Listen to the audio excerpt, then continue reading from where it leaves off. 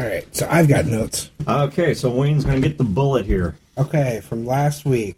Eric is not here because he is whipped by his wife. Wow. Songbird is alone on the boat playing with her stuff. We talked on our boat and decided... Why did you say stuff with air quotes? We talked on our boat and decided our plan sucked. Need a new plan. Songbird and Motomar play sneaky Mr. Spies to learn Leopard's movements. Motomar did great, while Brodor almost waned his dice rolls. Songbird talked to Colonel Abbott about being... Hey, Colonel Abbott! Talked to Colonel Abbott about doing the naked mambo with Leopard. Lee and Philip go around spreading the good word of conspiracy. The truth. The Duchess met at Mortimer's bar. Passphrase for her is, "Do you have the fancy water?" And the answer for us is, "No, it rains for free." Lee and Philip go to the Overseer. "We are gun runners." Songbird meets Leopard on a park bench. He hands her a bundle, a ham sandwich. Pocket ham. Suck it, No, Lee. not pocket ham. Yeah, we're like... No, it was like wrapped in wax. Yeah, it was nice ham. It wasn't pocket ham. Who wants stuff that isn't pocket ham? Suck it, Lee. They are space people. Songbird gives Leopard the shocker. Hey. The trusted men and some women sweep in to take him. We get Chad's horse color, back to the boat. Songbird hides in the bilge. Love that horse. Philip cleans after the horses. Overseer mask comes for Songbird, and Lee is like, "Hey, she's down here." Chad weighed a social roll. 4 1s. Yep. No, it was 3 1s, and then there you was a rolled situation again. where you said, "Well, why don't you roll another one?" And that was No, that was your critical reduction. Because if you roll 2 1s, you remove the 2 dice, roll another d6, and then subtract that. So that one actually was in your favor. 3 1s and a 6 would have been worse. So now don't get me wrong, that was still terrible. That was still Wayne dicing, but We discovered that Rat died in re-entry and was revived by the medicine. A laptop was triggered by Leopard and Songbird. The masked guard kills him and darts Songbird. Lee plays unconscious. Lee goes all action hero and stabs the guard with the dart. Leopard shoots the guard. Chad pays 3 bullets for Casey to be waiting outside. Lee fat shames Songbird. Briefcase countdown stopped at about 2 minutes. Overseer shows up, puts Long Shadow's mask on Lee. all right. So Wayne, there is your boule. All right. When we ended the game, Chad, you had just had the mask put on, and you are in the interrogation room underneath the arch. Not because they're interrogating you, but that's just because this is where it's all occurred. Underneath the arch. And Overseer Marchand is in there. Continue what you were going to do. Travel to Cape Girardeau. Make it known that we will not let it fall so easily.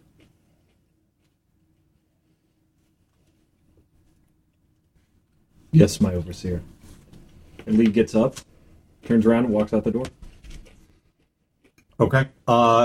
As you walk out the door, the sergeant that had been with you guys, Tick. Mm-hmm. You said you wanted to see more of Tick and Allen. Yeah. So, Tick stops Casey and provides him with an assault rifle and some ammunition. And if you stick around to hear what he says to him, or are you continuing on off the door? Lee continues on off the door. Who else is here? Is it Songbird? Songbbird's drugged. So she's there, compliant. Whatever you tell her to do or lead her to do, she will go along with. How handy. Seeing as how Brodor is not here today. Yeah, and so we're set anyway. Yeah. It's going to be really long-lasting. I know. It's amazingly effective, long-lasting space roofie. Yeah, no, Lee continues on out the door. Okay, you continue on out the door. All right. You go out the door. You are wearing the mask now.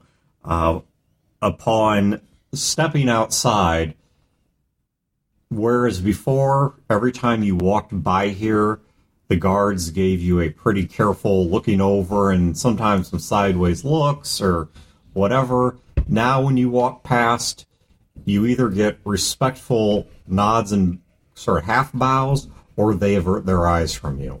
Mm-hmm. It is a completely different reception. And there's like a bloody mark on the mask, isn't there? Up on the underside. Yeah. The knife was driven through the underside of the cowl, so through the front of it, up through the chin. Gross. So, or the jaw, not the chin, but up through the jaw. So yes, there is a bloody cut in the fabric. I head over to the vine.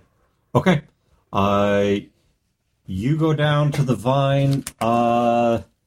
They have masked you, but I don't think he actually gave you a robe. So when you approach the vine and go up the plank onto the ship, Alejandro's sitting on top of the deck house, giving you a very odd look. Where's Philip and Modamar? Where was Modamar in all this? Because we sent him out and stuff, but then we kind of like... Well, he was probably sleeping. Hand waved because you guys sent him off to go scout, and then he came back. Yeah. Then he went, like, in the middle of the night to go do things. So. Yeah, and I was on the boat. I didn't go with you to the arch. Okay, so you guys are both on the boat. Take his bullet away. He's looking at his phone. I'm turning the volume off so it doesn't do that again. Yeah, I know, because now I have to pay a royalty now. To... Who is it that owns Power Rangers and all that stuff? Saban? Well, in America. Yes, yes. I have to pay a royalty to them. It's going to be like, that's going to be our Harmony Gold. Right. There's going to be the Unseen Skies of Glass episode. Yeah, so Lee doesn't take the mask off and walks right. Is Philip on deck? I would say when I hear someone coming on board, I'd come up on deck. And I just kind of stop at the door and looking at you. And it's obviously Lee, because, he doesn't, like you said, he doesn't have a robe. And yeah, so he's got the rest of his short, clothes. scrawny guy anyway. Lee, what happened? We have to leave now. All right, all the weapons and ammunition loaded up. Yes. We have permission from the Overseer. In fact, we have a mission from the Overseer. We're to leave immediately for Cape Girardeau. Where's Casey? Lee kind of looks behind him and says... By the time you reach the boat, he is now coming up from... So he's up the hill by the arch, but he is now coming out as well. I assume Casey's the one carrying Songbird? Yeah, or leading her at the very least. He'll catch up by the time we are ready. You're masked. Did you kill one? I didn't. It's bloody. Are you going to be okay? It doesn't matter. Lee looks up at Alejandro. Start getting the boat ready. We're leaving now. Sure thing. He hops down and they start getting the ropes ready and checking the moorings and doing all the things they would do to prep the boat, checking the wind direction and all that stuff. You can also hear the loud rumbling of an engine picking up, not from in your boat, but from outside of your boat, as the dancers prepping to make way as well. Captain Amelie? She time to go. Comes up from the deck house and sees Lee, and she's like, holy hell. Well, Halloween came early for some of us. A lot more than a costume. Lee goes to the front of the boat and stands there out of the way. Is that a joke of his? No. That is one of the overseer's people's mask. I've seen him before. I know what it is, but... That means he was masked by the overseer. And that's not like a costume plan? No.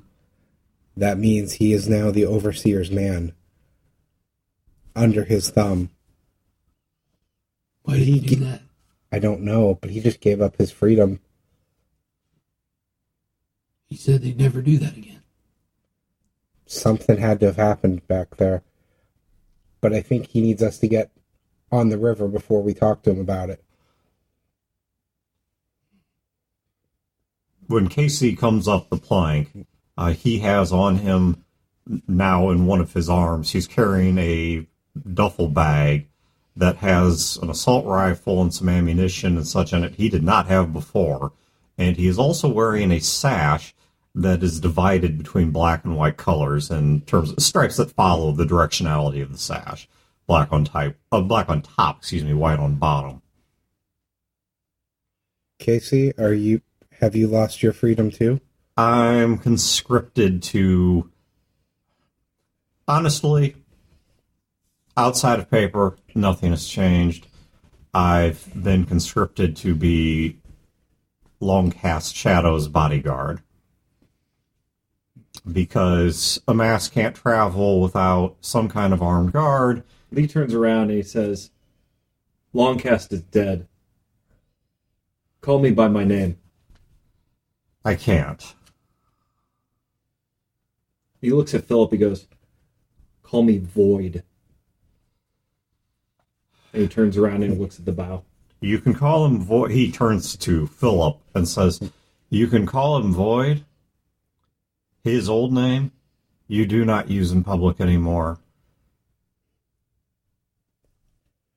That individual is dead. Hell. Nothing we can do about this now. We need to get on the river. They start taking out the poles and pushing off from the shoreline. The Piasaw is following right, just a little bit back and to the right of you guys. And as you start getting underway, the dancer begins making a very slow move toward you. Because obviously if they kick that engine up, they could go quite a bit faster than you guys are. Because you guys are going somewhere between 1 and 3 miles an hour. They could get their boat up probably around 20, 30 miles an hour. I'll look at Casey. Plan hasn't changed. We're going to Cape. They're coming with us. Yep. Both boats are laden. Dancers are escort. Got to imagine Duchess is going to have some opinions. Hmm. And this does sort of change the power dynamic. Quite a bit. I look over at Motomar. Well, I'm out of my depths. I'll be in the cabin if you need me. Okay. We're not just delivering arms and weapons. We're also delivering a message to Cape Girardeau that they're not going to be abandoned, that St. Louis will not forget them. That's probably more important than even the guns at this point.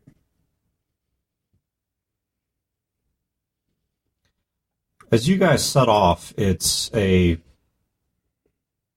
very odd juxtaposition because of the fact that the mood is so sour, yet the day in many ways is actually fairly nice. I mean, despite still being cold, as you're in fall now going into winter, it's fairly sunny out.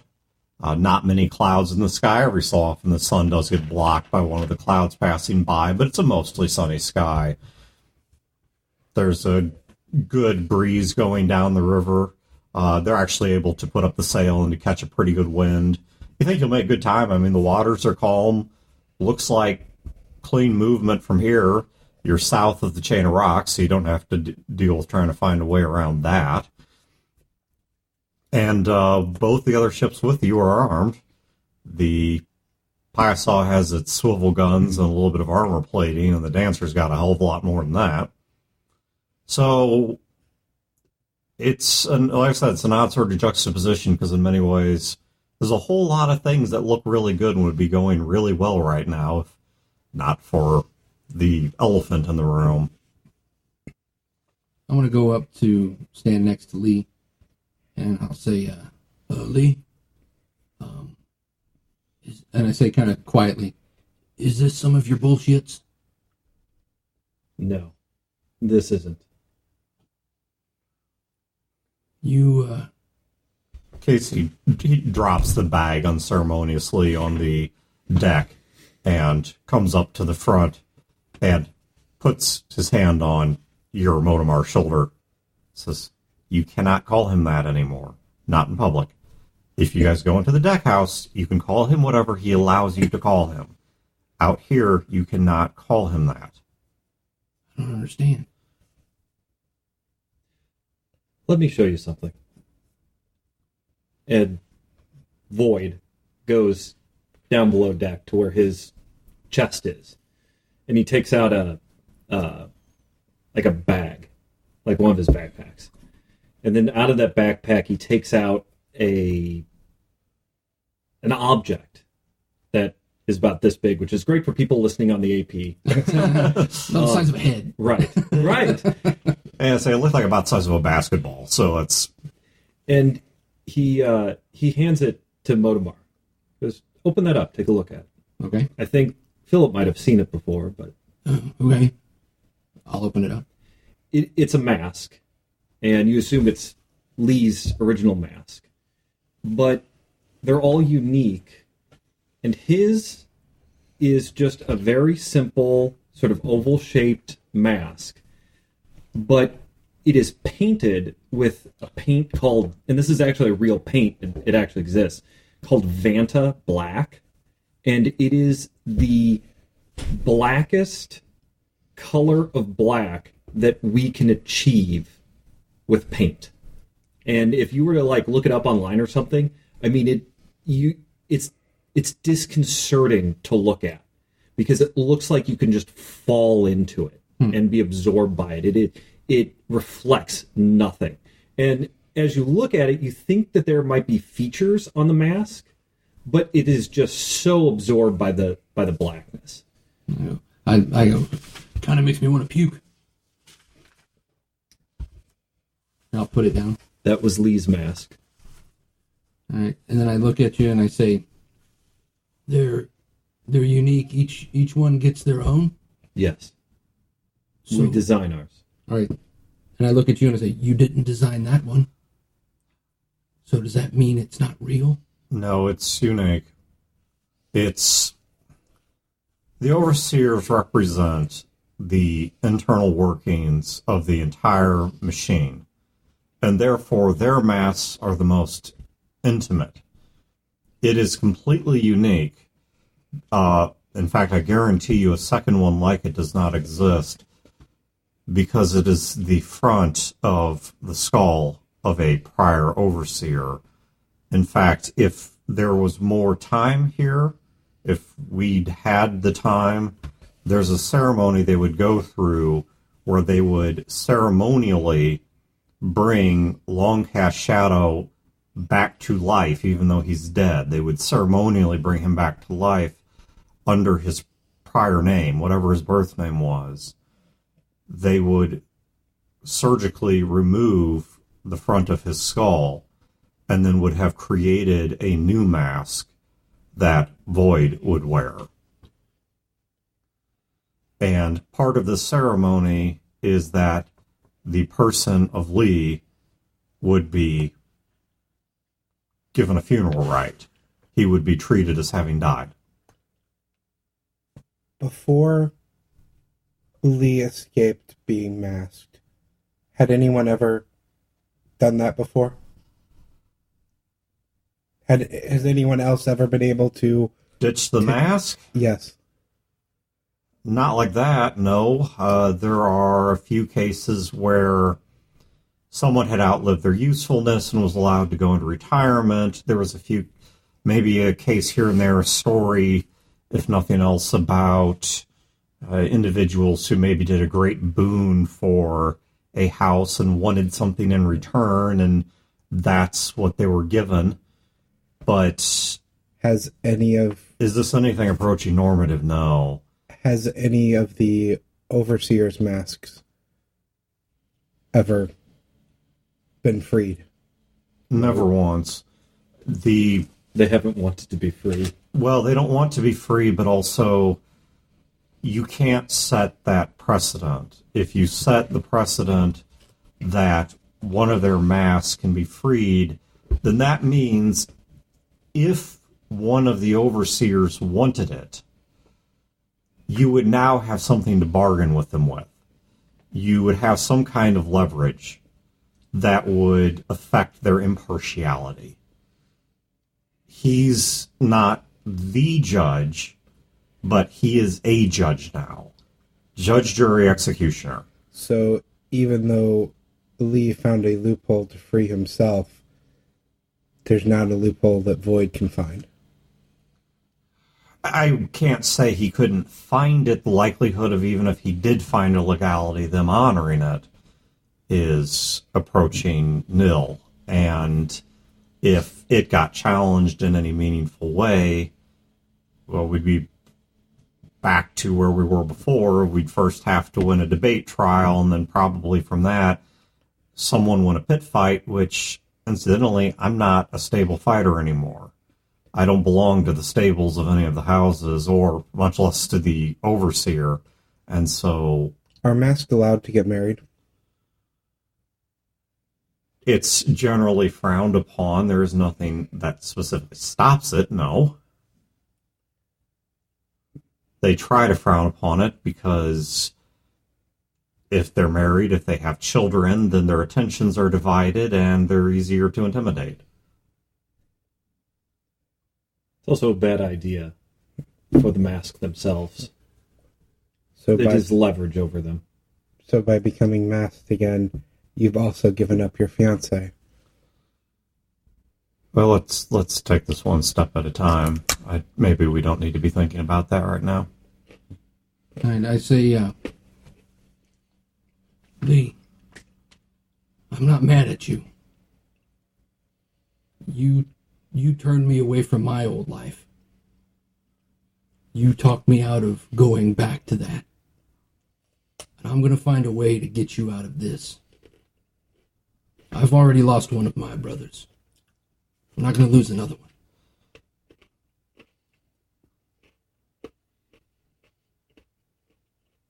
And then I just walk back out.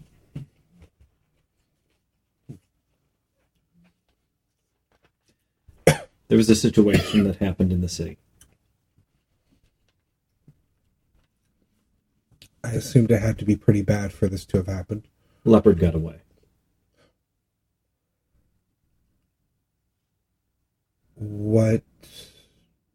What's our current state then? I mean, we're obviously going to Cape. Well, we're on a mission for the Overseer. That's all we really need to concern ourselves with. We do have certain challenges. Leopard, for some reason, wanted to kill Lee. Blamed Lee for Rat's death for some reason. Does the Overseer have what he needs to prove the conspiracy? With Leopard getting away. What is Lee's opinion on that? You think so? Because if He's got nothing the else, laptop and the bomb. yeah, he's got the device. There is now evidence of an outside force working. And Philip and I were pretty successful spreading sort of Yes. the word. Yes, and then once again, there is now some outside evidence, even if imperfect. It's the sort of thing that will make its way into the right ears, that the situation's being manipulated by an outside party that wants problems. They want internal strife. Because of nothing else, simply having that device, that's a very unusual thing. And it's not something that could be explained away as well. This got dug up by somebody in the like in the National Guard or whatever. Lee challenged the Overseer's power.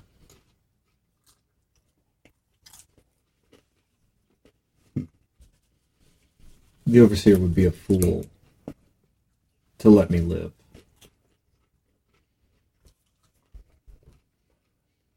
But he still needs us. And this sends a stronger message than just killing. For now, it does.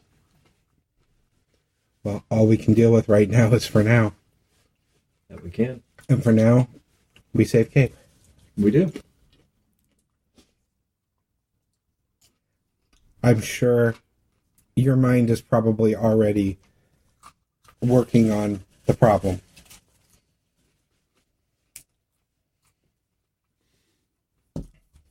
We have a mission.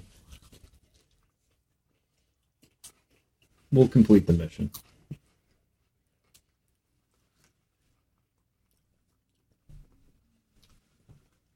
We're not going to let you sacrifice yourself. We'll find a way. You've done the impossible once.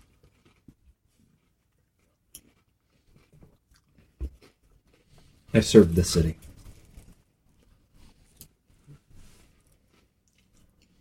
We'll find a way. You need to watch yourselves to make sure you don't step into anything. I think it's a little late for that. We're already pretty heavily in the middle, and our names and faces are getting to be pretty well known among a whole lot of people that I would rather not know my name or face.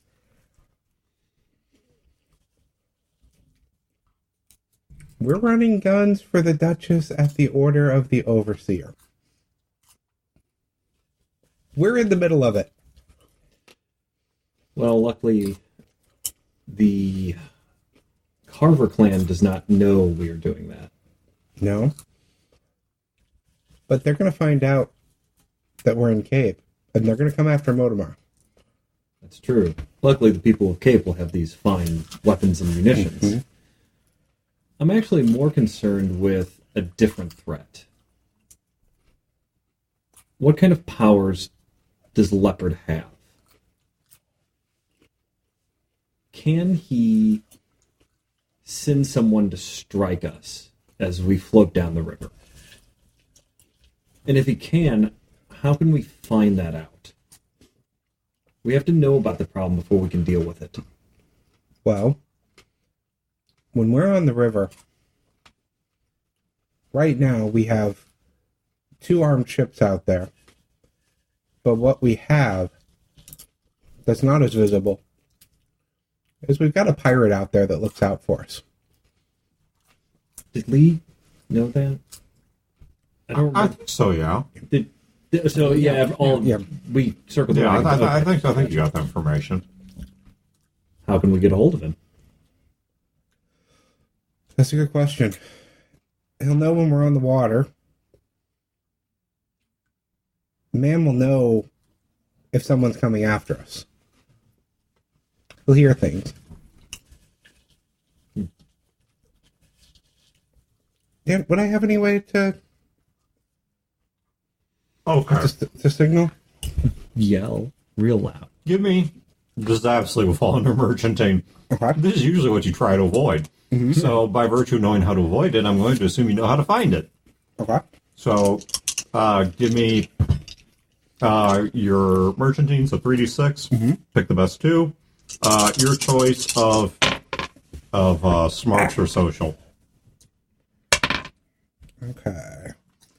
So 11, 7. All right, 11 plus 19. Okay. You actually think you have a pretty good idea of how to reach him.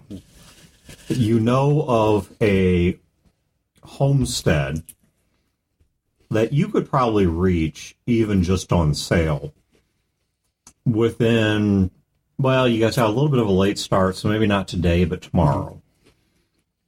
And this individual,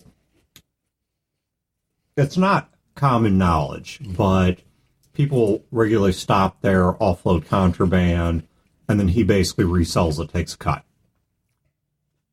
He would know, at least have a general idea of where the ne'er-do-wells are and how to reach them. Now, the biggest intimidating factors are going to be the presence of a mast and a presence of the dancer. Right. Those two things together are going to make him a lot less likely to even meet with you, much less admit to or openly discuss anything like that.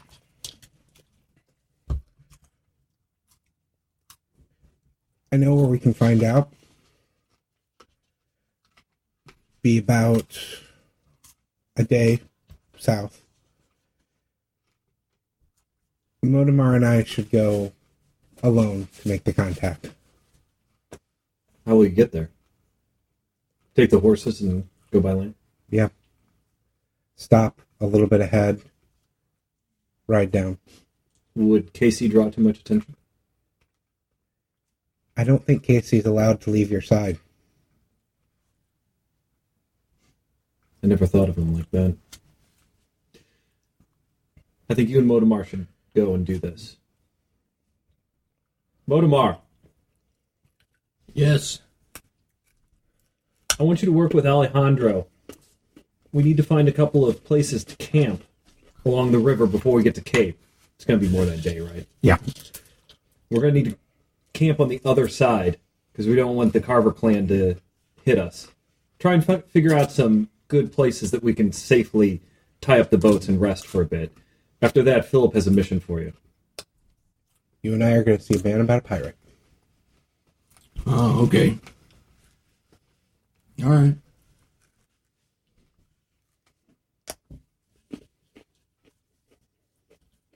Do I need to scout this out on land or just as we pull over for the night? What are we talking? Lee walked off. Void walked off.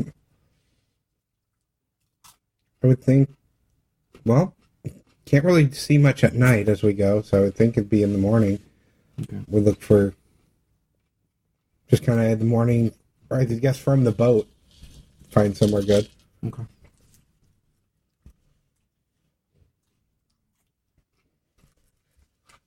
Do I need to roll that up? Okay, so what exactly are you looking for? I'm looking for a place to set up camp that's relatively secluded, maybe from the river, so that way traffic coming down wouldn't just see the boat sitting right there, or see where we got they dropped off and whatnot. So you're trying to see traffic from upstream before it sees the boat? Right. Okay. So, Because coming from downstream, it would be so slow. It would be able to get on top of us before we got. not unless it was powered, in which case you'd hear it. Right. So, okay. To find a spot, I'm guessing it's going to be your better one. So yeah, you use your scouting. So 3d6 best 2, plus perception. That's a 19. Wow. Okay. That will be what anyone has to beat if they want to see you. Okay. All right. Once we get docked, get the both Chief and Lee ready to go. Which one you want? It doesn't matter. Pick one. All right, you're riding Lee. Bareback.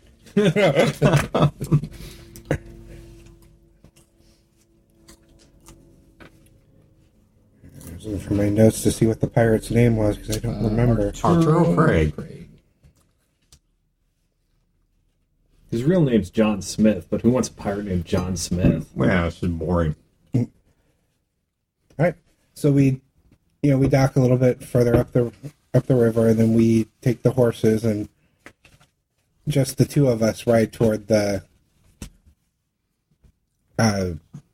farmstead or whatever it was. Okay, so you're going to the homestead. Yeah. By land. And since you're departing when the boats stop for the evening, you were going to be riding southwest. So you were actually going. You're going to, because the boats have not reached that point yet, and so you were having to move ahead of the boats, which on land you won't have any trouble doing because, quite frankly, the horses are faster than at least the 2 unpowered boats. Because powered boats suck on land. Yeah, they do. Unpowered boats, I mean, you at least go Lewis and Clark style and carry it around. Right. I think with your skill boat, it'd take a whole lot of people, but hey, you could do it. I mean, your boat weighs something like 20 tons, but why not? Give me a cheese cube. Certainly. Here. You can have 2. Oh, thank you. Because you're such a good game master. All right, so you guys start riding into the woods. You're going at night? Yeah. Okay. You guys... Sorry, folks at home, and bumped the mic. This actually gives me a chance to push a little closer to... It was in the name of snacks. Well, I actually need to push a little closer to Eric anyway, because You hear slicing. I project more than he does. So... All right, you guys ride out into the night. How are you trying to reach there by sunrise? Are you trying to get there at night, like just as fast as possible? No, I think by sunrise for. Okay, so around sunrise, you guys will reach that. Before we get to that, Chad. Yes. No, Chad is dead. No, Chad's alive. Fine. I'm Void. I'm Batman. Alejandro comes into the deck house. So there's somebody wants you. Is it Emily? No, Duchess is inviting you. You have a dinner invitation. Duchess came along. Well, yeah. So the invitation goes. Well, so it goes. Now, I assume? And that's what the invitation was. Well, thank you.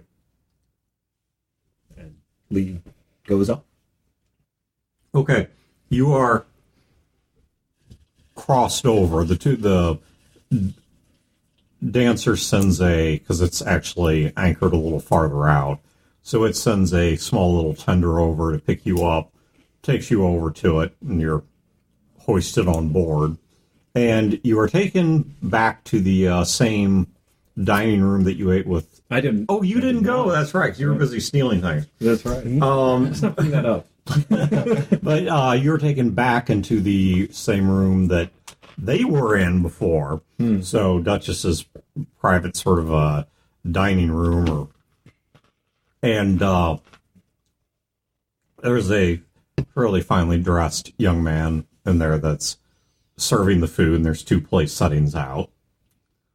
And when you walk in, she stands up and gives a half curtsy and then sits back down. And I give a nod and sit down as well. oh, how the wheel spins. Is this the part where we start playing games or we start talking honestly? Let's cut straight to the honesty.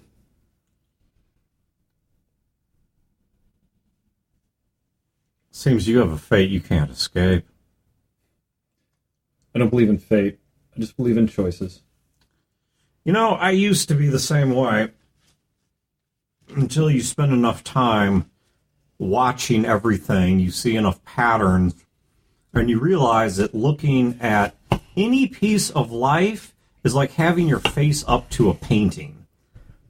But the more that you see how this curve goes and that line goes, and you step back a little farther and a little farther and see more and more of it, that all of it fits together into a much bigger, far more sensible picture. I don't think you actually believe that. And the reason I don't think you believe that is because the job you do, the role you fill in life, is to manipulate that, not people, but to manipulate fate, choices, directions of life. And that's the truth of the matter. It's not that I don't believe it. It's that I fancy myself, or at least strive to be, one of the painters. There are people whose lives come and go based on decisions that I make, stations that I give them or take away from them, favors, displeasures.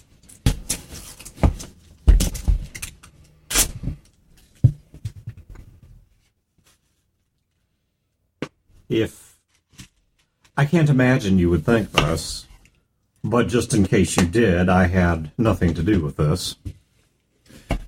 I know how this happened. If I had that kind of power,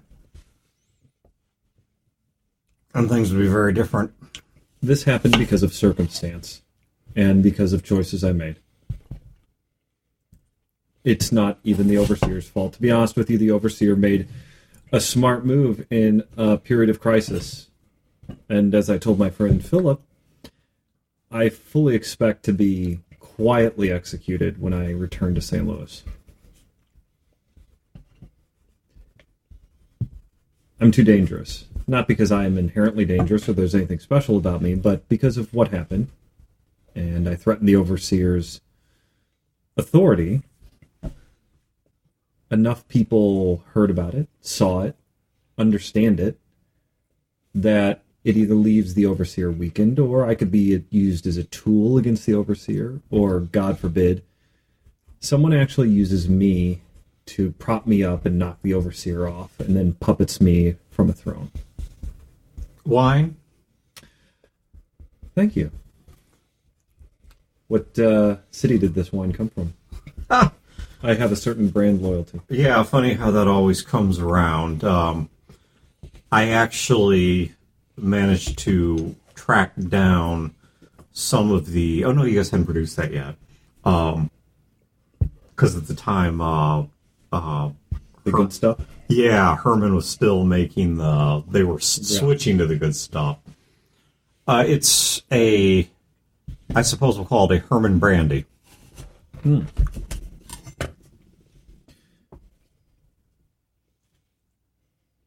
Have you ever had my father's cider? No, I don't believe that I have. Doesn't give it out to just anyone. And he's very proud of it. Yeah, I'd like to think that I'm not just anyone, but conversely, I have never gone to visit your father. Nothing against the man, just simply not been out to Herman too many times. Well, it's a pawn piece, not a knight or a rook or something. So it's understandable that you wouldn't be out there. But no, he makes a very fine cider, and he's extremely proud of it. And it is a very limited reserve, and that is what Lee used as leverage to start this whole thing off.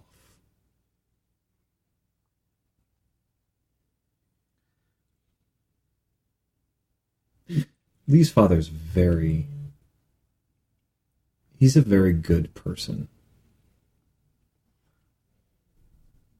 You know, if you continued downstream, you would pass beyond the reach of all of this and everyone involved in it. Did you hear what happened? The situation? And he points to his mask. I know pieces. Only pieces. I don't get the sense that the Overseer's too comfortable talking about the details of having had a bomb in the heart of his own ruling complex.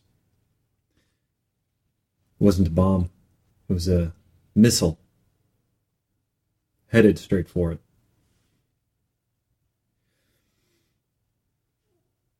That's impressive technology. I'm not going to go downriver to escape this.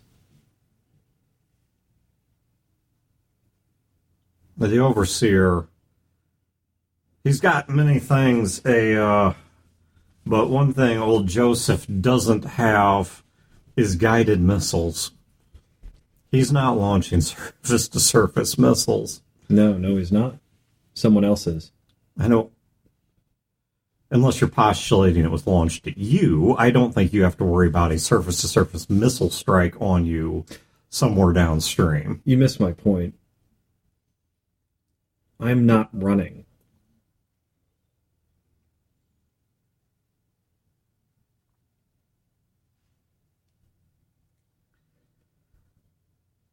I have something to do.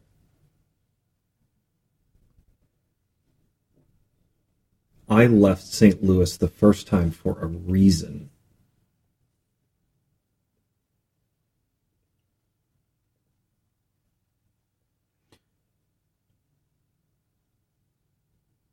I don't remember any point in my...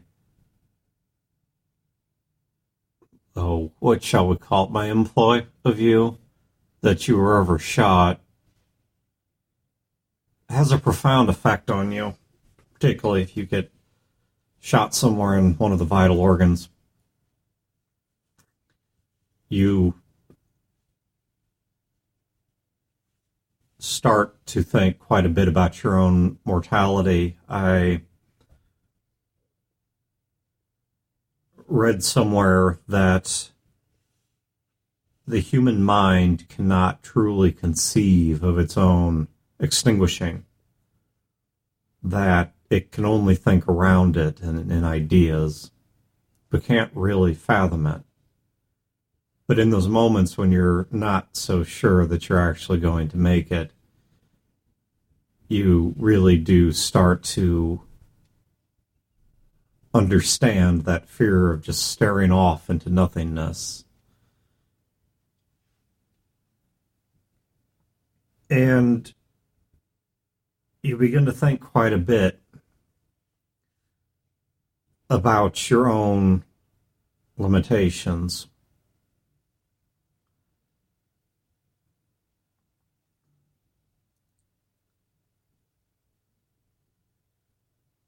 I don't think you're going to keep pulling off the unlikely. You've played the odds and won, but that luck's going to run out.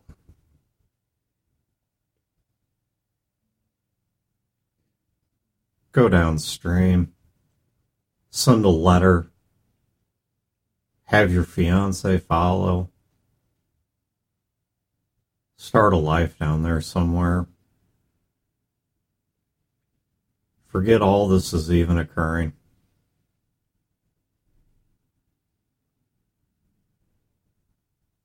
No.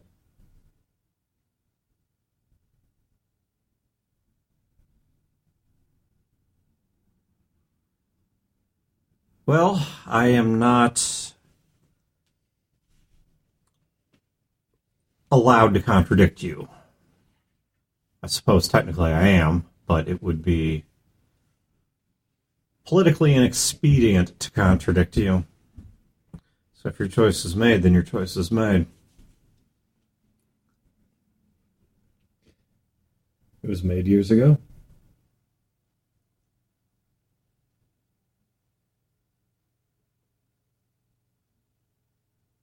Who's your successor?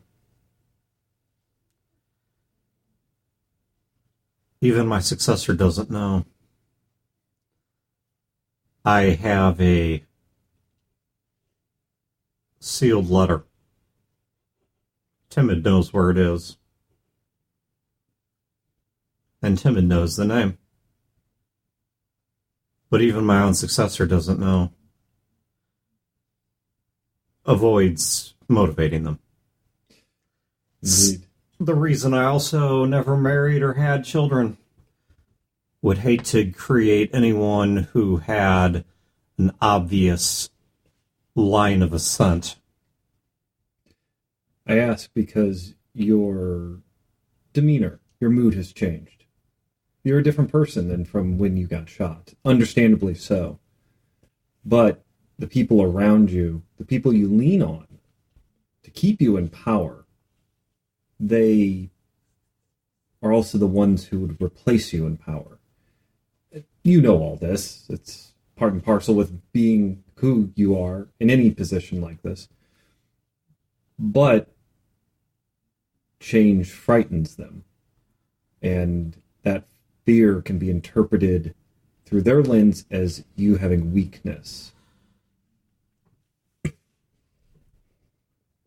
I don't say this as a threat. Please don't interpret it. No, I don't. In fact, I actually would challenge your reading of this a bit. I don't think they... Yes, there are situations where they would look at the situation I'm in and they would see this as weakness and they would play off against this to attack me, to tear me down. But they have the same fear right now that I do, because even if they weren't shot, even if they were not literally facing their own extinction, there is a truth that all of us meaning the leadership of the individual houses, all of us are aware of, which is as much as we hate each other, as much as we work against each other, we are also a mutual necessity, because the system protects itself. And if you are to knock a piece out of that system under the wrong circumstances, instead of somebody else moving in to take that situation, instead of somebody else moving in to take that opening, to take that power, instead it becomes like a hole in a wall, and a bit of that protection's gone. If house color goes down under these circumstances, it's not House Holloway that's going to fill that vacuum. It's going to be the National Guard. It's going to be the Carver clan. It's going to be whoever these unknown third-party actors are. It's not going to be anyone that I would normally worry about.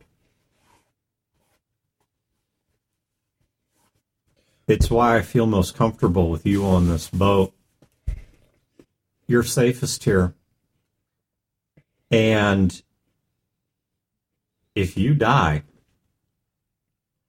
especially before this little journey is complete, things don't get better for me. Is that why you came along instead of staying in St. Louis with your house? It's because, if we're being honest, because I don't feel safe in St. Louis anymore. Probably shouldn't. If tonight St. Louis gets overrun, at least I'm in a boat that could take me all the way out to the open ocean. Head south, downstream.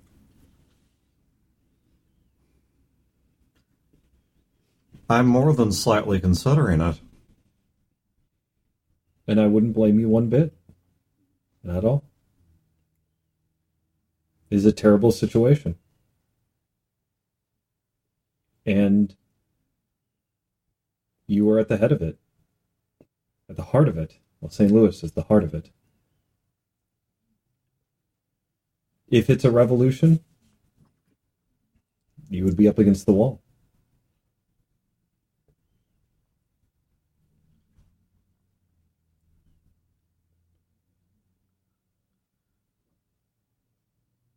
You know, I know that I have a well-deserved reputation as being shrewd. But there is a purpose to it, and the purpose is not just my own gain. I really do believe in House Color, what it stands for, its proud history. And while there is pride and, yes, even ego in making sure that I leave a legacy behind, there is also a very solemn responsibility to it. I really do care about the people and the organization that I'm responsible for. It's why I have to go back eventually. It's why I can't run from this situation. But your organization, the people that you care about, the legacy that you're building, it's in Herman. It's over on that other boat over there. It's over on the Miss Lily's Vine. It's not in St. Louis.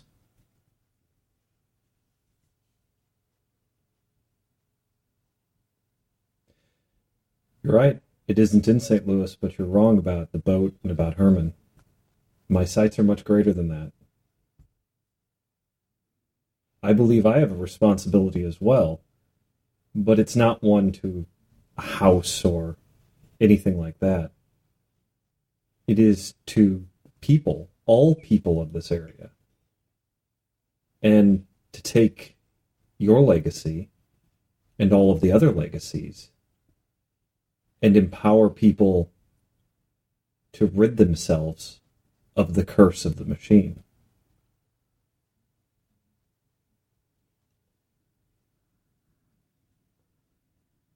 If we're being totally honest. Chad, her face visibly changes when you say that.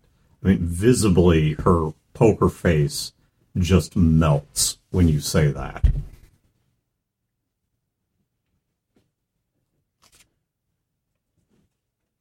If that really is true, going to Cape Girardeau may be the absolute worst thing that you can do. As you are known for shrewdness, I am not known for good decision-making.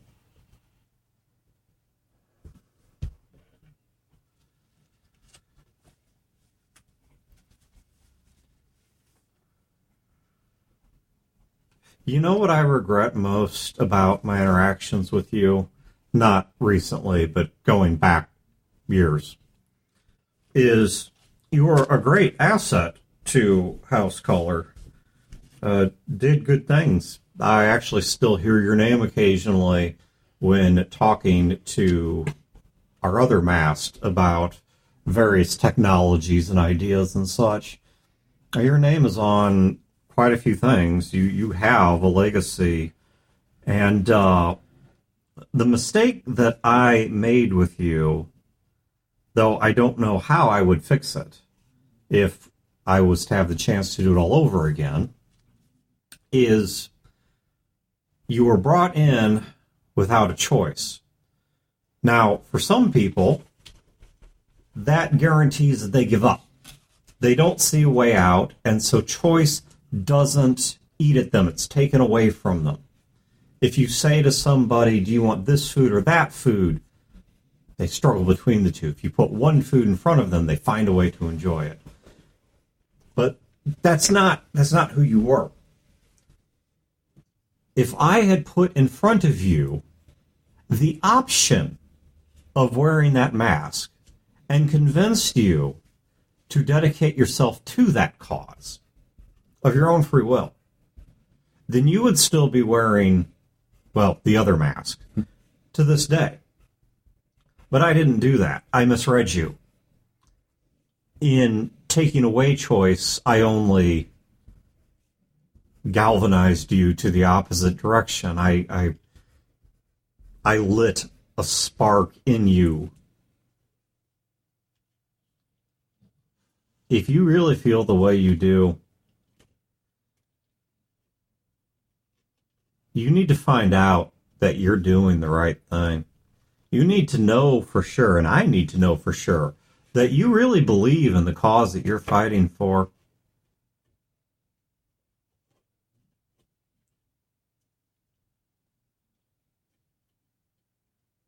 You're here on behalf of the Overseer. You can do nearly anything you want, and so long as you don't destabilize the machine, it is permissible and legal. Have you talked with our opponents at length? Somewhat.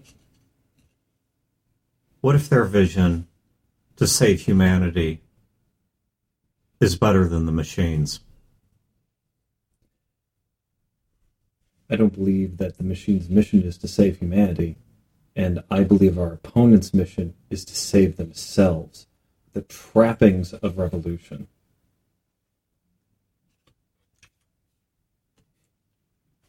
You do. Because that's the story we've made sure gets out.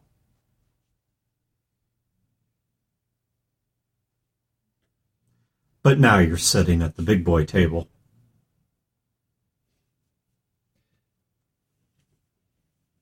My revolution is better than all of yours, because my revolution is about choice.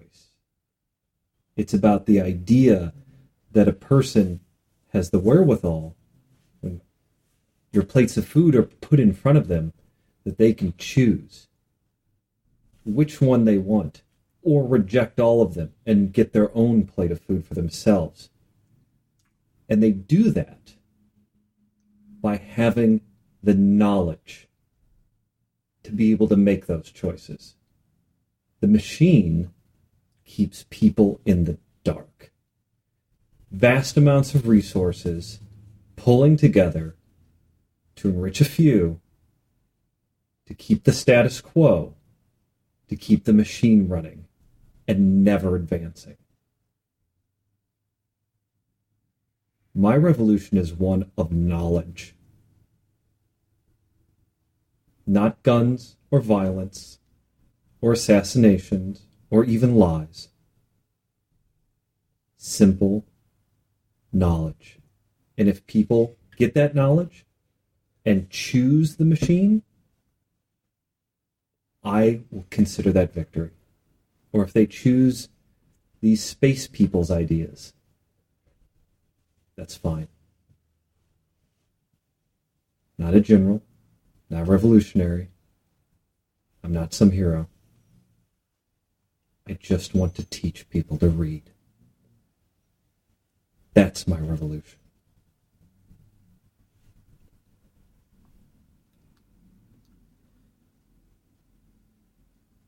Then you're definitely wearing the wrong side's uniform.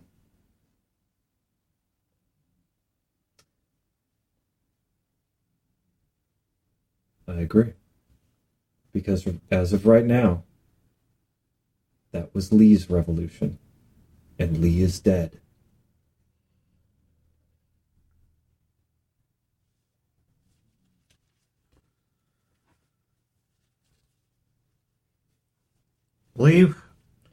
Excuse me. I believe I've been told Void. Not Long Cast Shadow, but Void.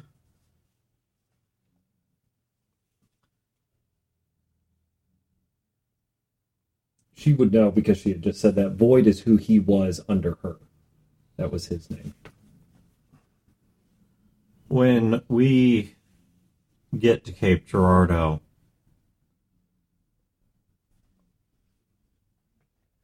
if I was to arrange a meeting between you and someone, but it has to be done in private because you will need to keep it quite secret that you are one of the overseers. Otherwise, I doubt they'll talk to you. Would you be willing to attend it? Yes. Because hearing what I just heard, you're worried that someone may use you to, or someone may think you're being used to assassinate the High Overseer. I would not be surprised if by the time that I've taken 2 more steps back from the painting, you have assassinated the High Overseer and no one made you do it. And I'm not encouraging that. I get your meaning. I'm not suggesting you do this in the least. These are just personal predictions. Reading the tea leaves. Yes. Have you ever had tea? Of course. It was so wrong. He doesn't say Lee, he says Lee was so wrong. But the following morning, you two, Modamar and Philip, reach a little homestead it's actually kind of hard to find. Phil, the only reason you're able to find it is through a combination of Modamar's tracking skills and your general knowledge. You've heard things about landmarks and such that point it out. But the homestead is a small one-room cabin that is built back off the roads, the old roads, I mean. There's not even so much as a footpath to it. And it is well hidden with a growth of trees on every side of it. In fact, if the trees had leaves right now, you're not sure you would have seen this thing at all. And being made of wood, even when the trees don't have leaves, it still blends in quite well. And as you approach it, even by the light of dawn, so you're still very early in the day, very cold outside. I'll assume you left Leanne back on the boat. Yes. Okay. I just not asking, but I assume I'm just asking. As you get close to it, you smell something a bit sickly sweet on the air that you recognize as not just being the usual smell of the way wet wood smells around fall in Missouri. And behind this cabin, there's a still, and there is a man in patchwork clothing, ragged, long hair, a ragged, unkempt, long beard, sitting on a chair that appears to be the amalgamation of 3 or 4 chairs, rocking on it, and it's not a rocking chair, it's just that unstable, drinking from a battered tin cup out on the front, or right out in front of this cabin. And the cabin has windows that are shuttered. It has a door that doesn't quite fit the door frame. And this man sitting there sipping off this cup and muttering to himself. I kind of, morning. And as soon as you say morning, he shakes his cup and drops a little bit of it as he twitches in the chair, and he puts the cup down and looks around for a good 10 seconds before he finally finds a rifle. And you watch the hooch melt its way through the floorboards. Somebody playing Skies of Glass China, the hooch just appeared there. And before he finds this rifle and picks it up, and you don't think if he pulled the trigger that bullet would go anywhere near you. But he's like, what? Who's there? I don't know you. The hell are you doing on my property? This is my property. I got papers to prove it. Of course it is. I don't know you, but I think you might know a friend of mine. I'm looking to get a message to him. Fine, upstanding captain. Let me get a look at you. He wobbles closer. You don't know if this guy is diseased, poorly nourished, arthritic, or just really drunk for 5:30, 6, 7 in the morning. Possibly cornucopia. Yeah, but maybe it could just be this is a Bacchian feast of all of the above. And Lord Nurgle. he gets up to you and is like, you know, like the kind of man that's got a friend. I kind of chuckle. He's right. Damn. Call him a business acquaintance then. Fine, upstanding captain, Arturo Craig. Never heard of him in my life. We go ways back on the river. That sounds about right, given how long he's been a captain. Oh, shit! Damn it! Now I gotta shoot you. He turns around and goes back towards his chair, coming out here playing these tricks on me, trying to catch me. Yeah, and you're right about the papers, too. I just made that up. And he sits back down in his chair and picks up his tin cup. It's like, my friend and I here are from, You want a drink? of course. Yeah, me too. He takes a sip. Friend of mine and I here from a boat called Miss Lily's Vine. We used to sail under Pops. Oh, now Pops. There's the name I know. Arturo and him were... Did you ever sing that song to him? He hated that. Nah, you're too young to know it. What song's that? Oh, you go, Popeye the Sailor Man. He's a sailing man. Something, I don't know. Turnips? I'm not really... It gets a bit fuzzy as the years go by. Used to be a show on the old, what they call an idiot box. You want to see it? You got power out here? I didn't ask about no power. I asked if you wanted to see it. You're gonna look over it. Oh, I always want to know more about Pops. I don't know if we want to see what he's got. I'm not sure either. You out here by yourself? Nope, you two here with me. He covers one of his eyes. Two, yeah. So, have you seen Arturo recently? Oh, yeah, he just came by not but 2 days ago. Fuck! You say where he was headed. No, not this time. Not this time. We just need to talk to him. He's an old friend. What'd you want to talk to him about? Business. Well, I wouldn't know nothing about business.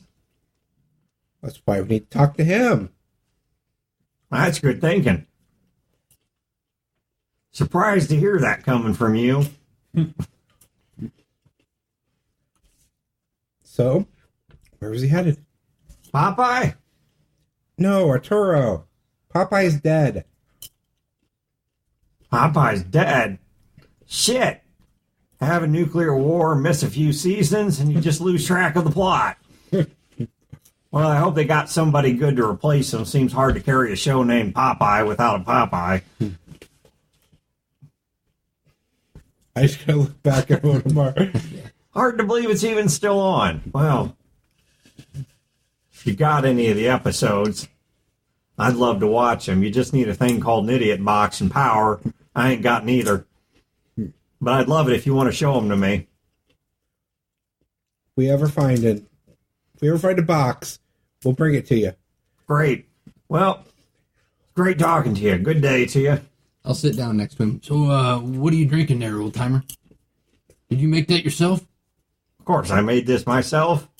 I made almost everything out here myself. That's really good looking stuff, too. Are you preparing to rob me? No, I just want a drink. Yeah, me too. I can pay. I got one of these rare space coins. Give me a 2d6 roll. I guess this Broder's not here for me to steal dice from. And despite having filled 4 dice bags, I have managed to lose all 4 of them somewhere in this That house. is a 10. A 10? Okay. I was about to lend you my dice until you said that.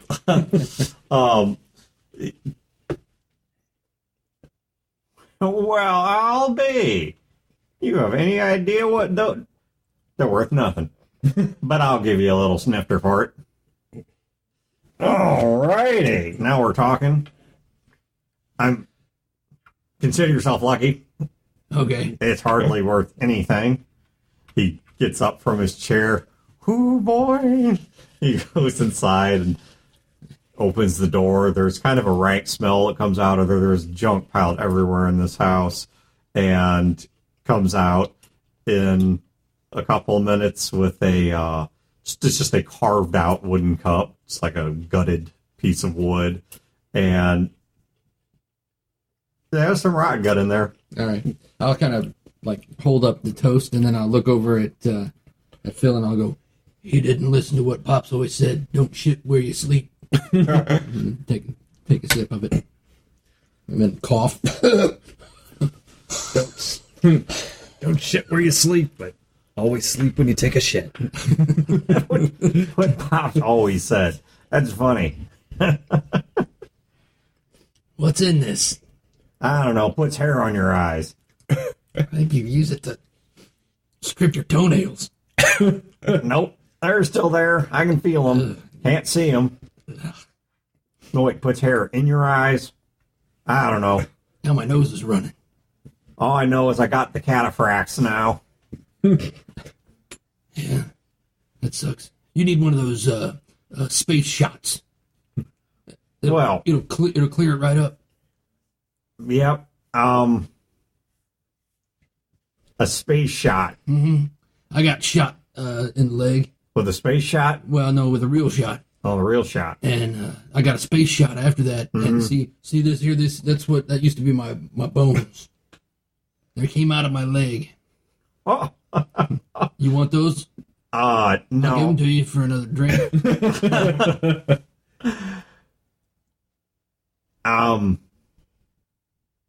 They magic? Yeah.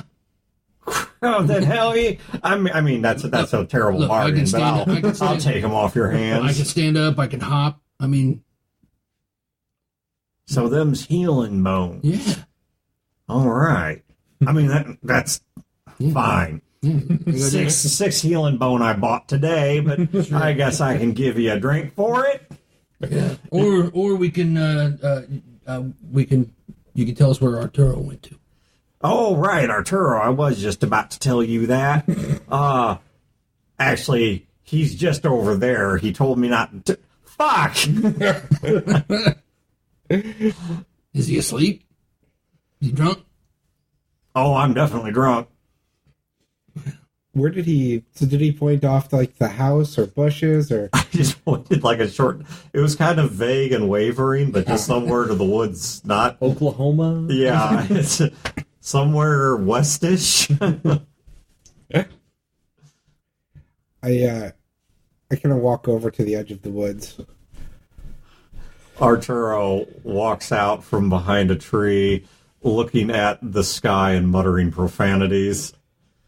I kind of nod. Captain? It's good to see that you're well. We're back on the river. So I've seen. What have you heard, though? Heard about which part in particular? We could be here all day. I hear lots of things. What have you heard about us being back on the river? That you're doing it in a boat? I'm not sure what you're looking for. Wanting to know if anybody's coming after us.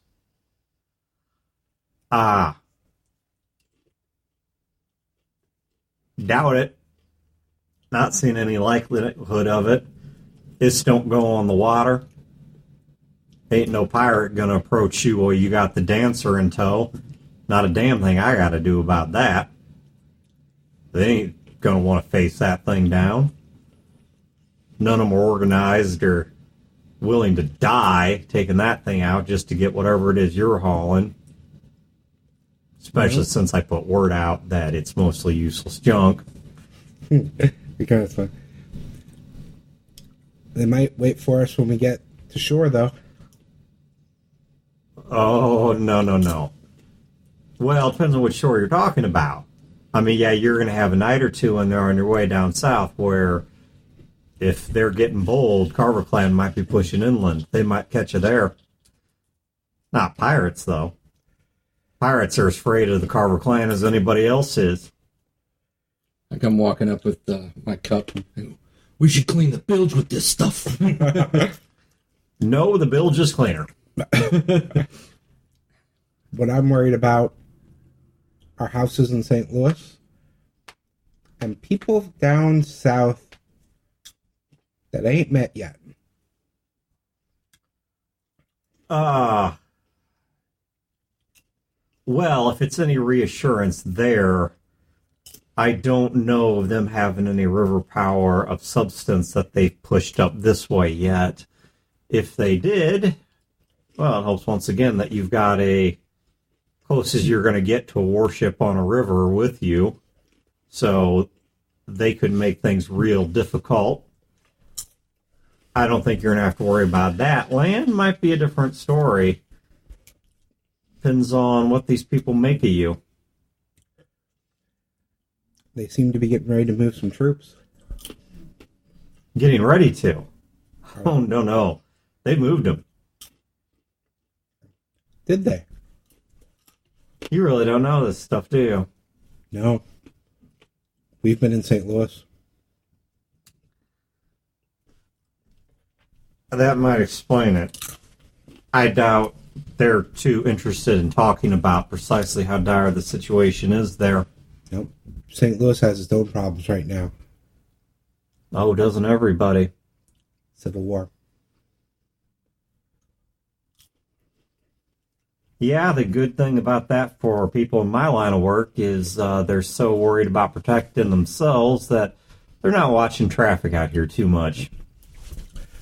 Not letting boats leave St. Louis, but... Oh, we just don't go there in the first place. Exactly. It was never exactly a free port for us to begin with.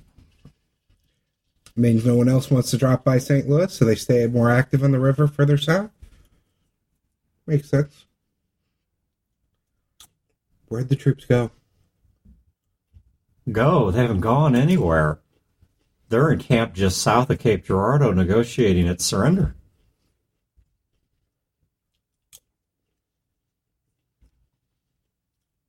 And what about the Carvers? Now that's a far more interesting question.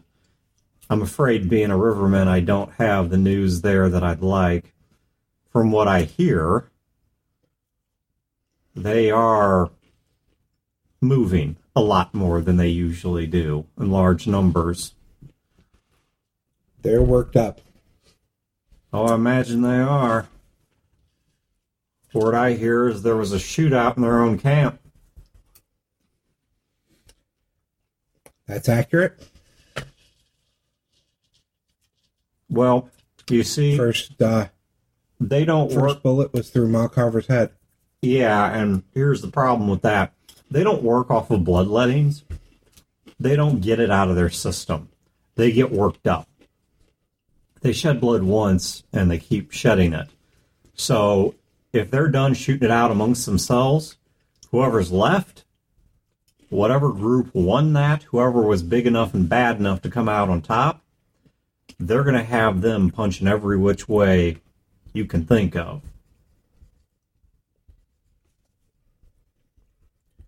They're going to find something. Something that's big enough to rally everyone behind. I had assumed it was going to be Cape, but if Cape's already got people trying to get its surrender, maybe that's not the target they'll go for after all. Maybe it is. All I can tell you is I'm not aware of them being there right now.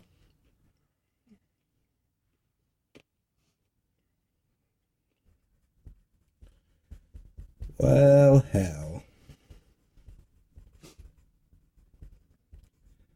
Sounds like we're sailing right into the fire. You sailed out of the fire. You're sailing into the fire. I mean, well, I'm not sure where it is you think you would go right now. Good point.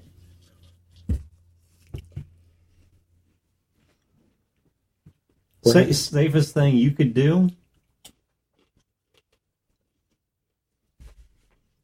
Him over there, Declan? Mm-hmm. He's about as safe as it gets. You mean get drunk?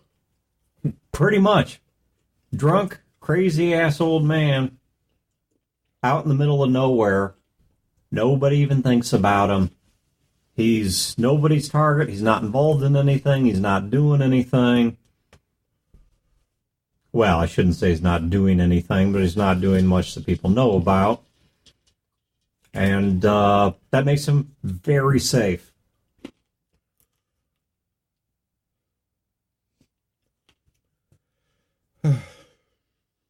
You know, it's easy to be safe when you got no one you care about.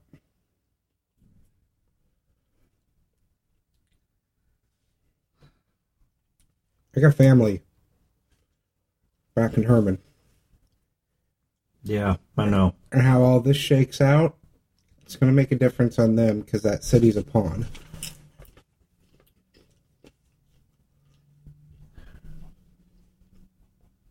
Philip, I can only offer you one thing. We're going to tail you as best we can downstream. It ain't going to be the job I'd like to do because your escort makes that a little hard. It does. But we're going to tail you as best we can. And when we get to Cape, we'll find a way to be nearby. So if things go sideways and you need a way out of there, you're going to have a way out of there. I appreciate that. That's all I can offer you. You've given us quite a bit. We at least know what we're going into.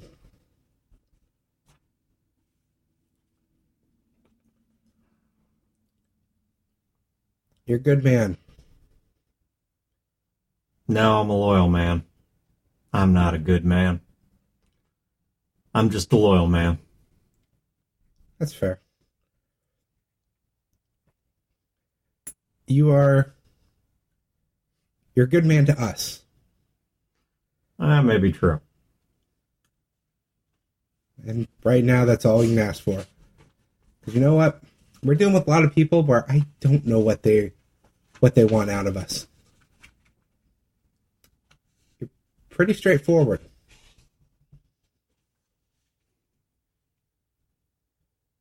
The Army, South Cape, Yep. it's big. It's real big. I had a feeling it's going to be big enough to take St. Louis.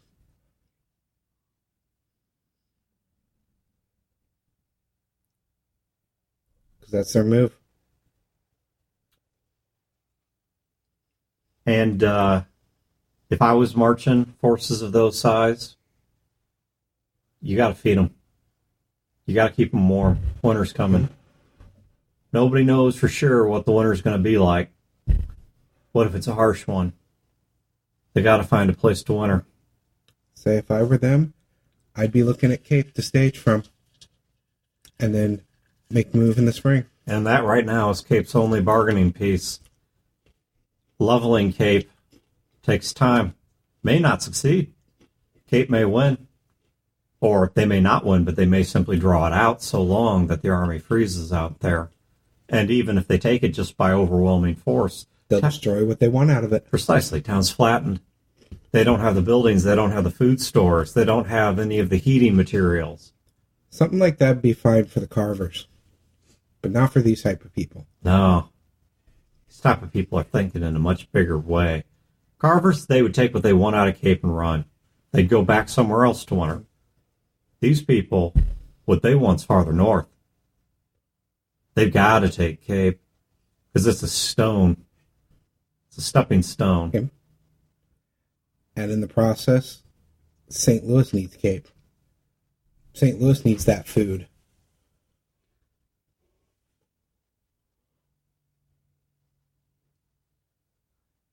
Things are changing.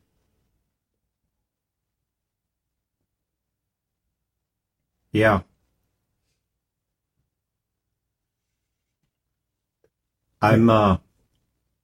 Yeah, I got no love for St. Louis. I'm worried about my family, but I don't know who the right player is to back here.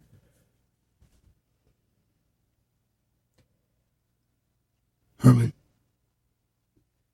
Yeah, he's right. Why do you think I went for the life that I did? Because after a while, they all start to look about the same. So what's best for Herman in the end? Something to think about.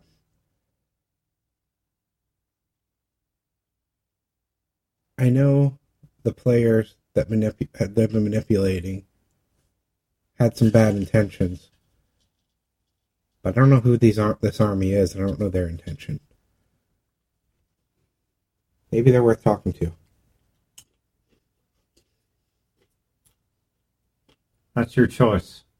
I'd be real careful about that.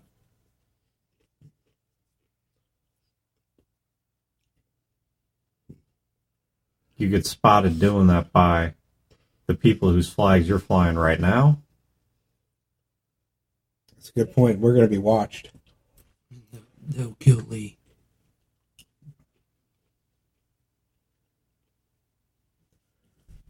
Oh, we should be getting back to the boat, bringing the information we got. You'll be safe on the river. That's the one guarantee I can give you. More and more, the river's feeling like home. Yeah.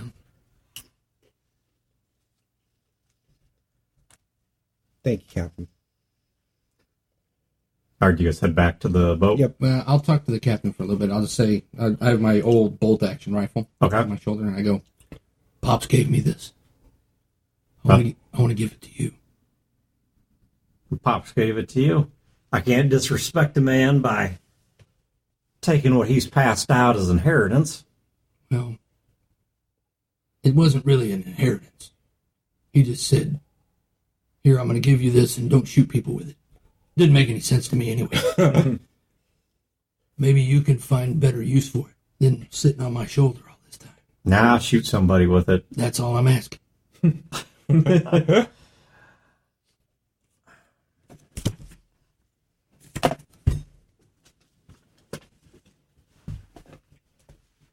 I'll go back and... Any more of that hooch?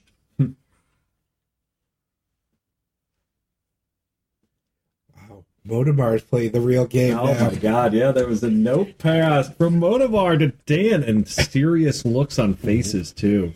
It wasn't just like, "Hey, you watching my dick?" Those notes only happen when Broder's here. That's true. So you go back to the old man. Yep. So he's sitting there still drinking from his tin cup. Can I get some more of that? I need a lot of it. Oh, now I know what you're talking about. Can't have pigs, you can have this. I know people would pay good money for this. Well, you already gave me far more than it's worth. All right. Shit. Painters, window washers, bilge cleaners. Come on over here. Let me show you something. Okay. Factory owners with a lot of floor to strip. You know, not everyone who comes by here is as polite and generous as you've been. Yeah, I bet. And, nope, here we go, right over here. He starts pushing aside some leaves that have built up over the course of the fall. And under there is a charred skeleton. Not everyone who comes onto my property has your manners. Oh, this hooch makes a mean cocktail. Yeah, I see that. Let me give you a couple bottles of that. Yeah, I'd appreciate that. Who was this guy? Oh, hell, if I even know. Didn't know the password. What's the password? Oh, you ought to know. You already gave it to me. It's why I didn't do this to you. Oh, well. Damn, I wish I would remember. Okay. He goes back to his house. You hear some banging and profanity, and he comes back out, and he hands you a pair of old pre-war bottles that are filled with this hooch and have a rag stuck in each of them. What was on this rag originally? How am I supposed to drink this? He smacks you upside the head. You don't drink it, you moron. Oh. This stuff's dangerous to drink. Puts hair in your eyes. That's why I never drink it. Yeah, I don't want that. I haven't had a drink since Oh, I couldn't tell you when. I don't doubt that. Did you drink it? That's why you got the cats in your eyes? Oh, the cats, man, they're everywhere. I come over on the horse, and I pull out one of my coins. You've been good to us. I want to pay tribute to the man that does such fine work out here. So maybe you'll remember us next time. I toss him the coin. Oh. Well, I'll be sure to put in a good word for you when Santa Claus comes around. Want some drugs? Yeah. Whatever you got. Uppers, downers, shit, I'll go sideways. I got a little baggie of this stuff over here. Let me go fetch a bit of it. Now, I'll tell you, you can put it in your nose, you can smoke it. Hell, you can put it in your butt. It all works out about the same. I'm going to put that to the test. Then I look over at Philip. I go, I love this man. This is you, only in the future, who's fallen through a hole in time. Future me. And he's forgotten he's you. He gives you a bag of you're not sure what. Put down that you have an unknown. You have an We're talking unknown pills, substance. liquid, planting material, I wrote mystery. substance. It's ground into a powder, whatever it is. Excellent. Mystery party bag. Yeah. Yeah. Yeah. And 2 Molotov cocktails. Yep. 2 Molotov cocktails. I bet she's got all kinds of shit in that place. Literally. I don't know. What did Arturo call him? Declan. Declan, that's right.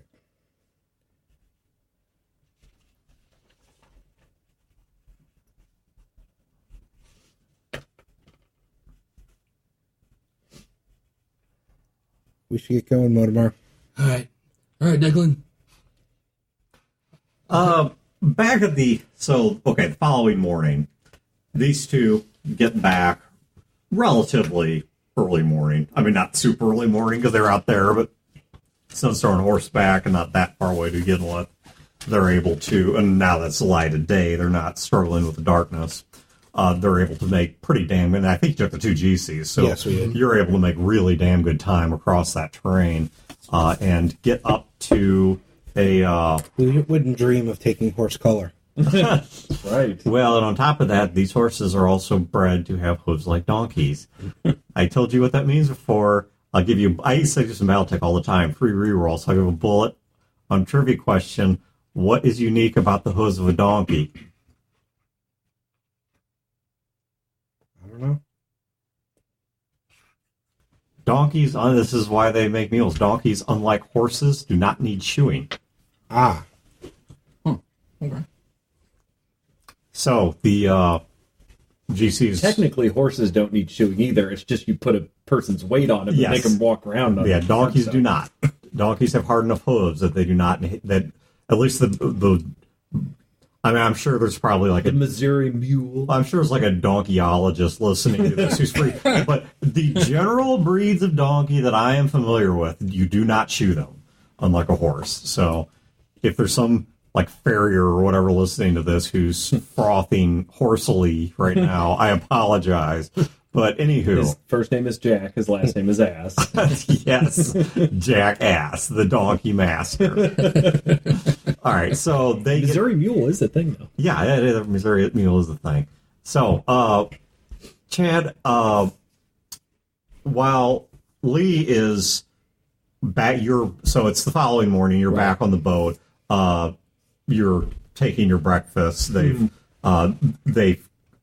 They cooked it over on dry land and have now brought it back. They do actually have, they being the ship's crew, do actually have like the metal plates and such that you can use to build a fire on the deck of the ship.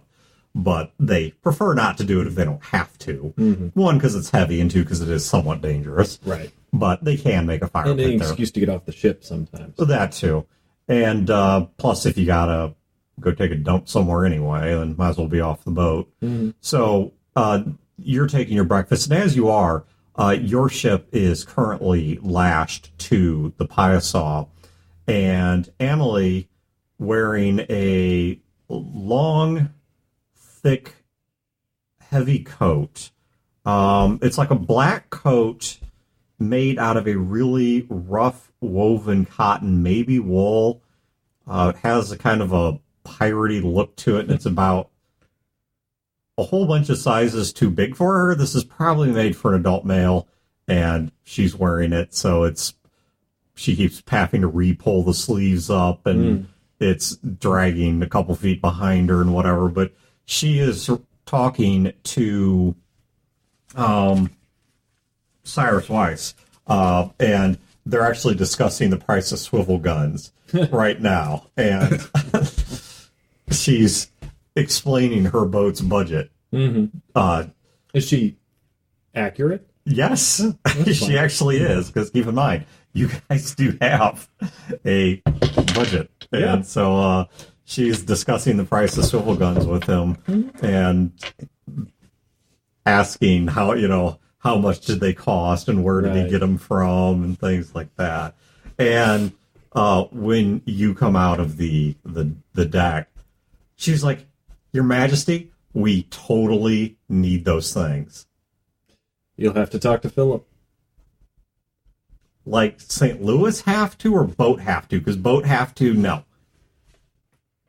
What's the difference between boat have to and St. Louis have to? Like, I mean, are you saying this to me, like, because you think Philip owns the boat, which he totally doesn't, or are you saying this to me because, like, you're an overseer now, and so this is your overseerly judgment on it? I say it because Philip writes the checks. He controls the money for the boat. You literally have to go to him and ask him for the money. There would be no other way to get the money, short of breaking open the cash box, which the crew would throw you overboard because that's also their pay. Well, thing about that, the crew wanted to get paid back when we were in Cape the first time. So they broke open the cash box. Yeah. I commend their initiative. Yes, whoever did that had excellent initiative. And small fingers, I'm sure. And totally averted a crew riot and was a brilliant lockpick. Have to be on a boat to know how to do that. Lee rummages through his bag. He puts it down, rummages through his bag, and then takes out a little strip of ribbon and a bobby pin. And he goes over to her, and he pins this strip of ribbon on her lapel and says, Queen's Cross? I'm not a queen. Despite certain rumors. But, Amelie, I commend you on your quick thinking in averting a potential mutiny. You saved the ship, you saved the crew. Fast thinking, we appreciate it. She gives a flourishing bow. Thank you, Overseer. I shall do my best for the gunrunners of St. Louis. We expect no less of you. Let's get those horses back up here. Come on. All right. Up the plank. It holds them. That's how you got them down there. All right. So You can have your bacon and pocket eggs when you're done. Oh, yeah, potty eggs. ride the horses up, up the ramp. Lee's pecking at a hard-boiled egg and drinking something. Where'd you get that jacket? I bought it. It's too big. She'll grow into it. If we ever make it back to Herman, my mom can put that up for you a little bit. Oh, yeah. She'll sew your inseam. A jacket doesn't have an inseam. I just gotta look at her. Do you want to explain that to him? Oh my God. Your mom grabbed his nuts? Oh, yeah. Holy crap. The things you don't see when you're spying out a window. I mean, I can't really see into that many houses. I can see into like a couple. And he never quit talking about it either. There's one guy who moves kegs or casks or whatever you guys call those things that hold the wine during the summer. No shirt, hot. It's hot in summer, yeah. Oh yeah, it's hot in summer. Oh, believe me, it's hot in summer. Is she talking about Ray?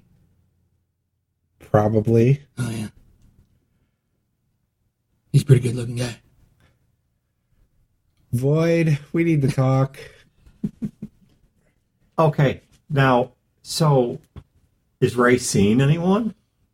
I don't think so. Seeing Ted. Did he ever mention me? No. Probably doesn't even know I exist because I'm locked in that damn house all the time. No, you're not. You're on a boat. And you're a little girl. And your father's very dangerous. Yeah. Some of these statements are true. Some of them are lies. And he really likes Ted. And Ted is a very handsome-looking man. Yeah. Which you're Also not. true. I'll turn him. What did you want to talk about, Philip? Who can resist Do you a want dashing young gunrunner? the good news or the bad news first? First, drink this. Oh, no. Don't drink that. She spins around. There was a pirate that dressed like a man. And Bonnie? She had 2 first names. The good news. No one's noticed us out on the river. No one's after us. Excellent. Not the first time nobody's noticed Phil. The pirates have been watching out for us as usual. Bad news is that the troops to the south have moved. Any idea who the troops are? No, Are they allied with Leopard? that would be my guess. But we don't know. We don't know for sure. What we do know is that they've moved to Cape and they're demanding Cape surrender. Carvers aren't at Cape right now. Carvers are riled up and out there, but they haven't moved on Cape. There's an army waiting at Cape wanting its surrender. Do we know what the army wants? What its direction is? Does it just want Cape? I can't hardly believe that. No, they're moving. They've been moving north. St. Louis. Probably want Cape for the same reason St. Louis wants Cape. There's a lot of food there. It'll make them get through the winter, and then use that as a foothold to launch against St. Louis. That's what it seems like, at least. You could blow up Kate. Yes, that is within the realm of possibility to blow up Cape, but let's not do that for now. Okay. The army is talking to them. While you guys are talking, the crew is pulling up ropes and undoing the ties from the trees and things like that, and they're making hand signals over to the dancer, and both ships all 3 ships are now getting underway. So The army's talking to Cape. They want to surrender. That means they want Cape. They don't want to destroy it, burn it to the ground. because they need it to winter, Exactly. and they need the food, and they need the staging area come spring. Exactly. And we don't know where the Carver clan is. They haven't actually attacked Cape yet. They haven't attacked Cape. The question is, have they not attacked Cape because there's an army there? Or are they moving elsewhere? They've been riled up and along the roads and shores. But they haven't moved on Cape.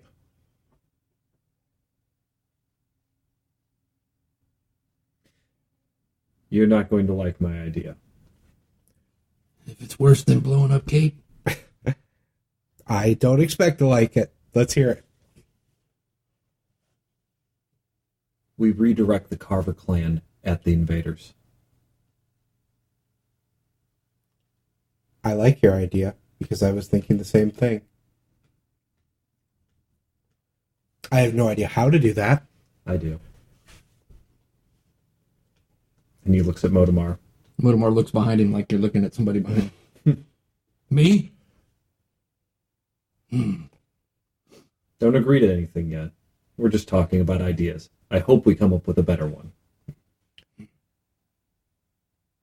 I think we should talk to the people, to the army.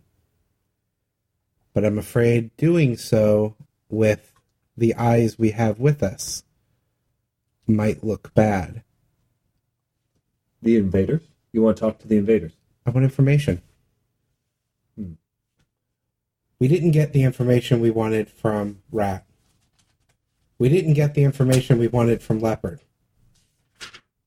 Always seems like we're missing a few pieces of the puzzle. And Songbird's been unconscious for like 4 days now. Yeah. I mean, there's so many penises drawn on her face. I mean, we've gotten bored with it.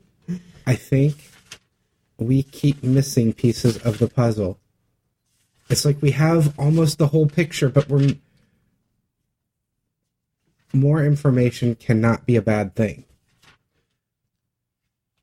We go to Cape. We give them the guns. That may change the equation. True. We find out what they know. We order them to tell us what they know. They've been talking to these people. Maybe we get the information we need from them. Wouldn't you be the ranking person? Who runs Cape? Is it somebody like Emily's grandfather? It has a similar political situation. Cape has a mayor who is more hands-on and less impotent than the mayor of Herman is. He is substantially more involved in the town's operation. The mayor is, it's an elected official. They actually rotate mayors. It's not kind of like, well, once we put somebody in there, forget about it. It's a large enough town. There are politics and things to it. And they're not house color. And that's correct. Kate is, it works through a house by the name of Millard, but that is largely a trading relationship. Cape is almost independent. It is not independent, but it's damn close. Technically speaking, I would be the ranking person there, but it's not as easy as walking in and shouting orders. There is a wealthy power broker there, kind of a kingmaker, but he does not seem to be nearly as meddlesome as Emily's grandfather is. We go to Cape. We give them the guns and weapons. We find out what the situation is. Then we see what we can do from there. We need to go and at least get as much information as we can from these invaders. Do you think we should talk to Kate before we give them the guns and weapons? No, that is not our mission. Our Okay. mission is to hand over the guns and weapons. Because if they've already been turned... Then we would not... Let me put it to you this way. If they've already been turned, we'll be shot as soon as we walk off the gangplank. Okay. If you show up and you should be the chief, won't the current chief be pissed or think that you're there to take over? You know how you hate all of that political bullshit in St. Louis? Well, yeah, I don't understand it. It's more of that.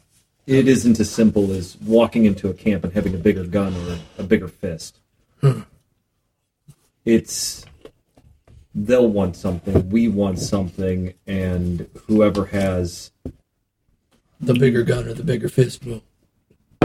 can get a cheaper price. But there still needs to be something paid. Also, Duchess is here. What? And I start smoothing my stubble. He nods towards the Tony That's right, you Danza. shaved yourself. Why would she leave St. Louis? I think that she is concerned of getting thrown up against a wall. That's fair. That may complicate things. It's a resource. It is. The pirates will be upriver from us, following at a distance. they said if things go bad in Cape, the one thing they can offer us is a way out of town. They're obviously going to stay out of sight of the dancer. Well, that's good, because we might need to run. And if we do, we'll need to warn St. Louis. Yep, because this isn't a boat that can run. No, it's not. Not upstream. Well, we can't make any moves until we know more. We at least now know that we're going into not a stalemate, but siege. My biggest concern is that we're going to be late to the party. And then when we walk off as the gangplank as heroes, we'll immediately be arrested as traitors. Yeah, I've been wondering about that too. We need to get there fast, but we don't know how long the army's been there. Casey says we could start sailing faster. Sail 24 hours. We've got 2-boat crews. We have something we didn't have before. We have artificial lights. There's spotlights on the dancer. Hell, we'd have the dancer tow us. I kind of look over at Motomar. What do you think? You're more at home on these boats than we are. Yeah. Last time we did that, we had Joe. We do it. I'll tell Alejandro. He goes walking off. Okay. I kind of look at Casey. Was he always like this when he was masked?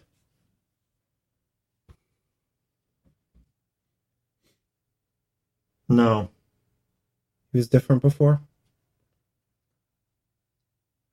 Because he has been adamant to never make a decision. And it's like the moment the mask went on, all of that doubt is gone. It's a different mask. They brainwash the mask in every way they can. Maybe it's one of the reasons they grab them at such a young age. They're pliable. But they brainwash them to think of that mask as literally making them someone else. His one for color, he was a thinker. He was educated. He was a scholar. He thought about things, designed things, whatever. That's what House Color does. That's not what the overseers do. The overseers make decisions, they make rulings, or they find somebody else to make the bad guy by making them make the ruling. He was prepared for the other mask. Wasn't prepared for this one, and he's using the name of his original mask. I don't think it's as simple as that. I think there's more going on in his head. But that's why I wanted to know if he was like this before. If this is just what a masked version of him looks like.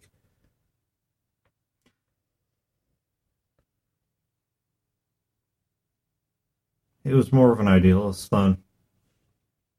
Less grim. Not happy-go-lucky, but not this resigned. What I was afraid of. I don't know how to help him when we're done with all this. I don't either. He's losing himself to the mask. First time around was easier. I just had to kill somebody in close quarters. It's not going to be that easy this time. He thinks when we get back, the Overseer's going to have him killed. He might. He might not. The longer he keeps that mask on, the more the person under it seems to be dying. It's your childhood friend. Have you ever talked him out of anything? The only person who could talk Lee out of anything is Lee. I usually got Joe.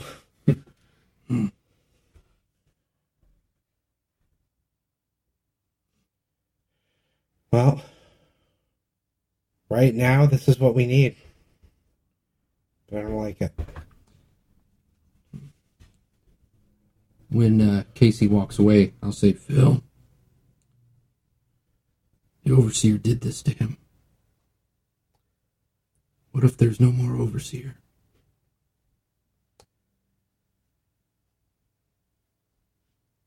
The Overseer is a position, not a person.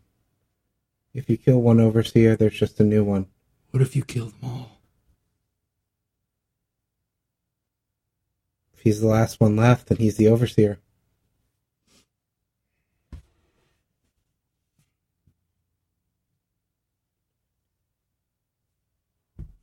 I don't understand. I barely understand it myself. But this isn't just what the Overseer did.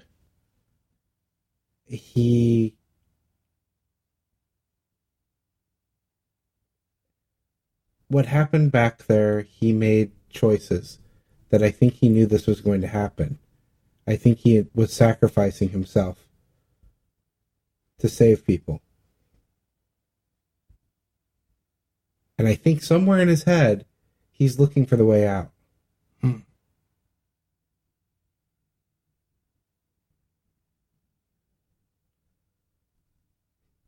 I wish it was as simple as just killing the Overseers. He always says that he doesn't see the small moves. He always looks at the big ones. Right? Maybe he needs us to do the little ones for him.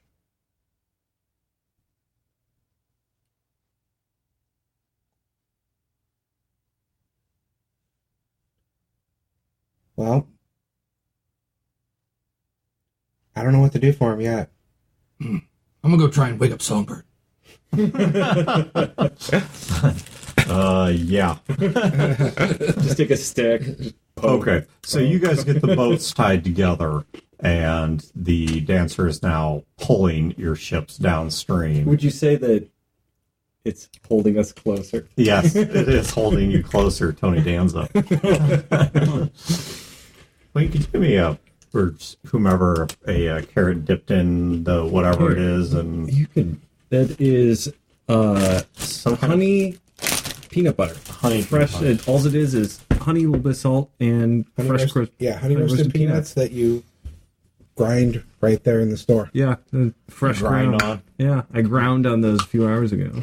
Yeah, you like that? It tastes like Patrick Swayze. You got some on your face, you know. Just so you know. Patrick Swayze tastes pretty bad right now. Jerky. Is that too soon? Inappropriate. Not soon enough. Right, he's been dead quite a while now. All right, so as you guys continue downstream, the dancer, as you get out of the places that St. Louis controls well and start to enter that sort of interim area between St. Louis and Cape, where most of St. Louis's better holdings are off the river. And so the river itself, it's a little bit quirky. The dancer turns on its searchlights and begins actually watching the banks. And while whatever its main gun is still within its covering, they have taken the tarps off the 250 caliber machine guns and have actually prepped those, and there are people manning them. So I come up for a little bit out onto the deck, and I just want to listen off into the woods, like off to the shore, listening for their yells and their... Give me 2d6 plus perception. The whoops and hollows. Yep. All right. 15. There is one point in particular. Give me a 2d6 also plus smart. I want to see if you can make a connection. All right. So that is 11 plus 7, 18. Okay. You remember this then. All right, you hear them at one point, and the noise kind of comes and goes, and where it is occurring is right about where the House Millard caravan was taken out. The one that was supposed to be going to Cape. Now, this is odd because the Carvers are not generally the type to return to a scene of a crime. They do their thing, they take what they want, they disappear. And they go look for another target. No sense coming back because there's nothing to take, right? There's no, they don't feel any guilt about it, so all the motivations for normally returning to a place isn't there. And so it's really odd for them to be there at all if they were the ones that attacked the caravan in the first place. Mortimer, Yeah. you think of any reason why the Carvers would return to somewhere that they've already hit? Wait, actually, didn't you start to get an understanding of their language? Yeah. All right, give me 3d6, worst 2 dice plus smart, because you were only starting to learn it. Alright, so 11. No, you don't know. Words you haven't heard. Bullet will do another dice. We'll add another die. Alright. Another 3. I'm guaranteed anyway, because all I needed was a 12. They are calling. You recognize one word in there. They're calling for beasts of burden. In other words, something to carry things. Void goes up to Motomar. Maybe you should disguise yourself in some way. I could wear a big pirate coat. I was thinking more your face. Oh. They're asking for things to...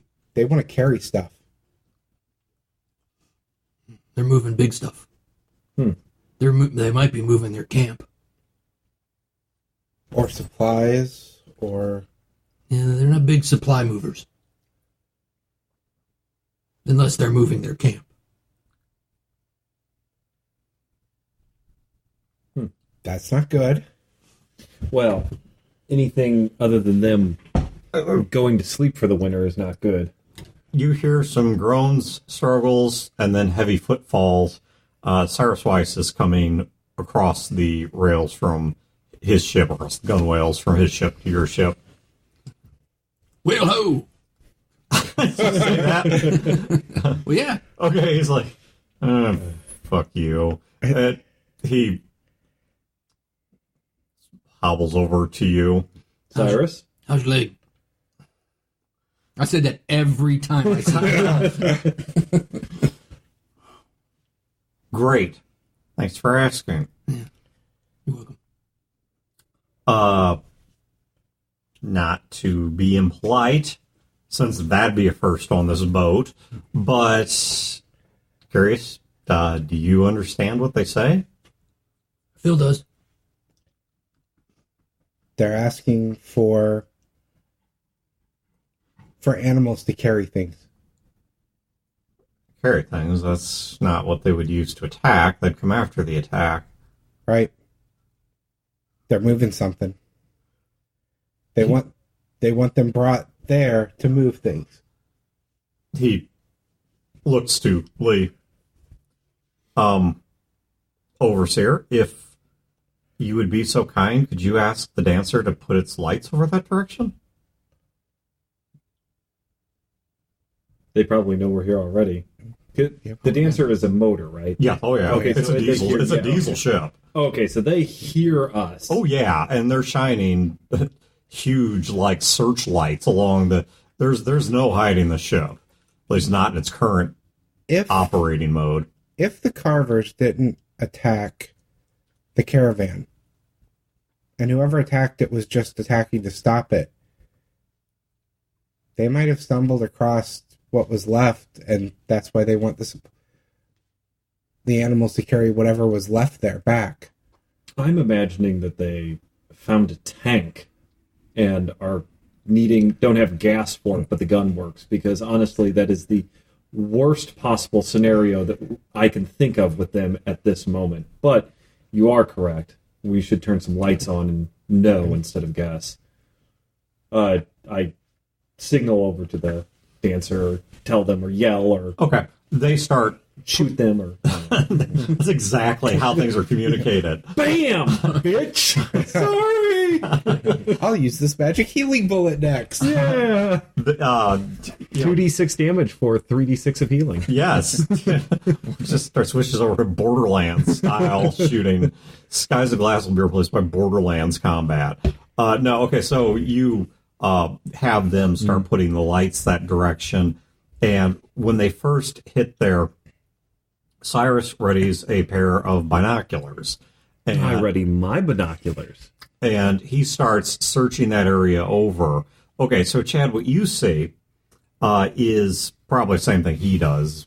Is as soon as the lights hit them, unsure what it means, the ists that are there begin taking cover or readying weapons or whatever, and they don't appear to be on the defensive. They appear to just be more startled than anything else. But what you are observing them doing is they are picking over the attack site.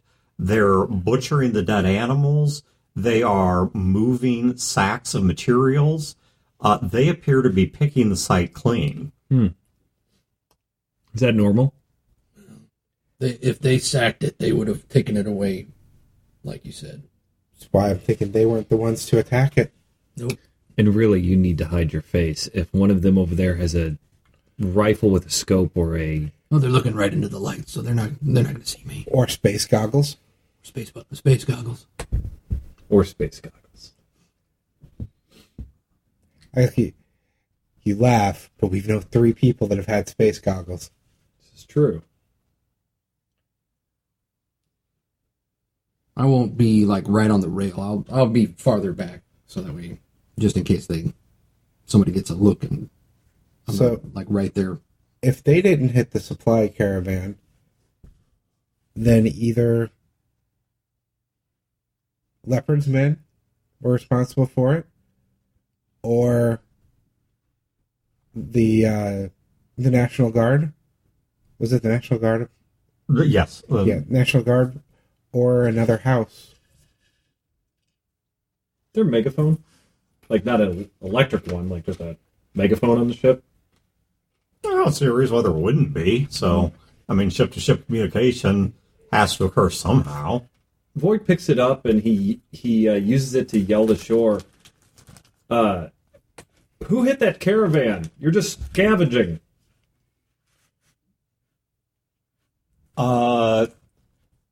There's no response at first, and then you hear there's a call.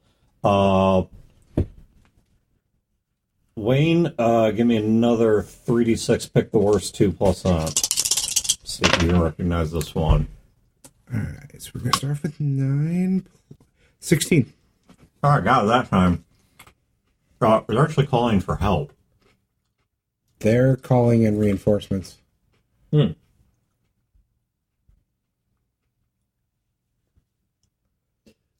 Why doesn't the It's- dancer just shoot him? I think I try to come up with something that would be reassuring in their yell, some kind of a like the all clear, the one we did on the way out. This when we were first riding out, there was a yell that we did that gave them a. Okay, give me 2d6 plus that. You don't need to pick the worst 2, so straight 2d6. When Bodabar suggests that, you see Void kind of lift his arm up like he's going to tell him, and then he like, you see him hesitate, and he's just like, 16. when his hand is shaking. Can you roll 2d6 for me? Yep. Just tell me what the rolls. 5. And then And then you hear me do the yelping. And then he puts his hand down, and he kind of like gets his composure back, and then he like acts like he didn't hear you. Wayne, there is a pause, like confused pause, and then one of them returns the call, and you see them get up and start to go back to what they were doing of picking over the site. I can't look over you. I told them we're safe. Excellent. Good.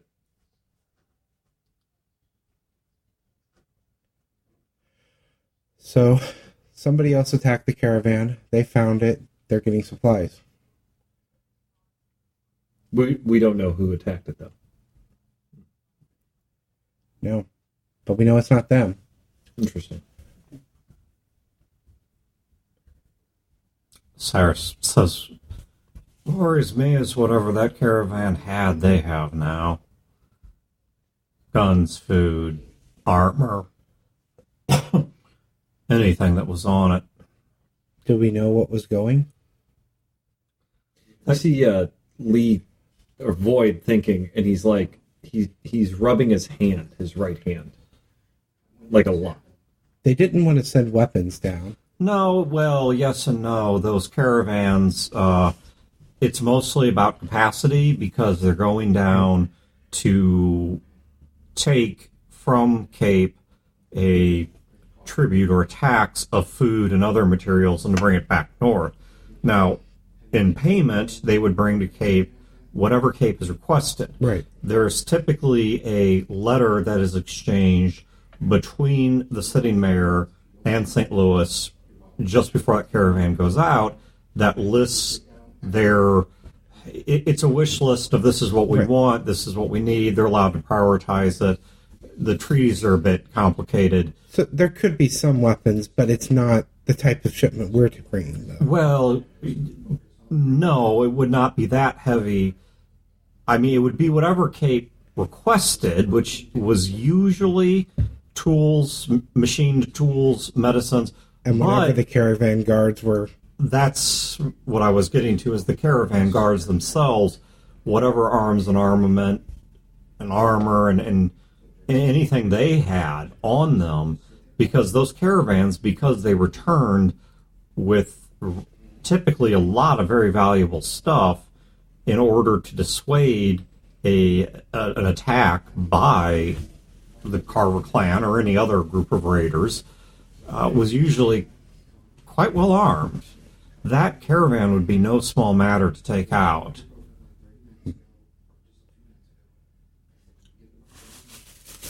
I kind of look back. Well, I don't think we're going to get out and go ask them now. No. So, I let's guess keep we going. continue on down the river. Can I speak to you in private? Sure. I point towards the cabin. Step in. Are you allowed at any point when people aren't around to take the mask off? You are. In private, you are allowed to take off the mask and to basically be or do whatever you want. Mm-hmm. In private, never in plain sight. Yes. I think you need to find some time alone to spend a little time without it. Mm-hmm. I saw your hand raise. Lee would have never given an order to kill, and you had to fight that order. We don't have time, or, as he motions around the boat, privacy. I look around. Privacy an issue, yes, but time, we've got. You're not manning the boat. They're manning the boat. We have 3 boats here. There's gotta be privacy somewhere. I'll be fine. It'll be okay. We need the mind that's behind that mask, and we can't let it get lost to the mask. I need my friend that is behind that mask. Philip, you're being lost. overly romantic about this. We're on a mission, and we have to complete the mission. You are losing yourself to the mask. I don't even know what that means. You almost ordered those men's deaths. Do you even realize that you're touching your hand? He has a glove on. And he pulls the glove off, and wrapped around his hand is his blue ribbon that he uses as a bookmark. Ah. And he just looks at it. And he looks at you for a moment, and for just that moment, like, Lee is back, Mm-hmm. and he says, I don't know what I'm gonna do. We are going to get you out of this. But you can't lose yourself until we do. You need to be able to spend some time without that mask on. He puts the so glove, you can think. puts the glove back on and flexes his fist. We have to get to Cape. Yes, we do. We have to deliver these weapons and complete the mission. Yes, we do. And we're going to have to make some hard choices about Modamar. Yes. Because as of right now, I see one solution. And it means sacrificing a chess piece. I assume you don't want to do that. I don't. Then you need to come up with a better plan, because it is the only plan I have been able to think of. And Void turns around and walks out of the room. As he gets near the door, Lee would have come up with another plan. Lee is dead. And I kind of just let him walk out.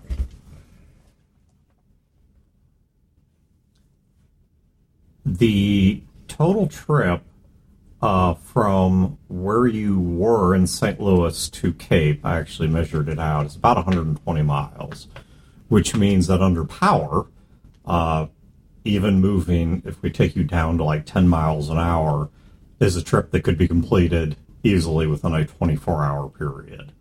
So it does not take all that long for you guys to reach Cape. In fact, by the following morning, you guys, in fact, they time it so that you guys arrive in daylight, but at daylight, you guys arrive in Cape. By the way, Eric, is everything okay? Do you need to... She's going to let me know. Okay. My daughter's having some health issues right now. Okay. So, when you arrive in Cape, at least within recent time, we've never mapped out all of your journeys, but at least within recent time, outside of St. Louis, Cape is the largest town that you guys have seen. Cape was not struck by any nuclear weapons. Cape is, while it has shrunk in terms of population from where it was before the war, and therefore there are some unused and abandoned parts of the suburbs, with the population mostly receding towards the central and northern parts of town. The town is still standing, much of it is still populated, a lot of that space is used, and there is a decent port. It's, once again, not anything as substantial as what St. Louis has to its north, nor as populous as the makeshift port that's closer to the arch ground where that marketplace is, but it's a wooden series of docks that have been built with there's a dock house for like a dock master and then or harbor master, and then also a sort of public house that has been built alongside the riverbank. That actually existed in the prior campaign, though I forget the name of the guy that ran it. And beyond that, the town, you see smoke coming from chimneys and from fires in public spaces because of the fact that it's cold. There is a good number of people moving about, but you don't hear anything like gunfire or... So, Dan, I'm on basically the front of the boat. I've got my book out that is Cape-centric. Okay. I call it Emily? Yes. You were She here. has a ribbon on her. Yeah. You were here more recently than any of us. You know how we've been talking about, well, it seems so long ago now, we talked about observing things and noticing? Yeah. Anything out of place from when you were just here? And I grabbed the one of the I guess it was a rifle scope was what people were using for like a telescope. It was Joe's rifle Yep. scope, yeah. I hand that to her.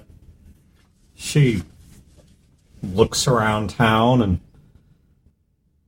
says,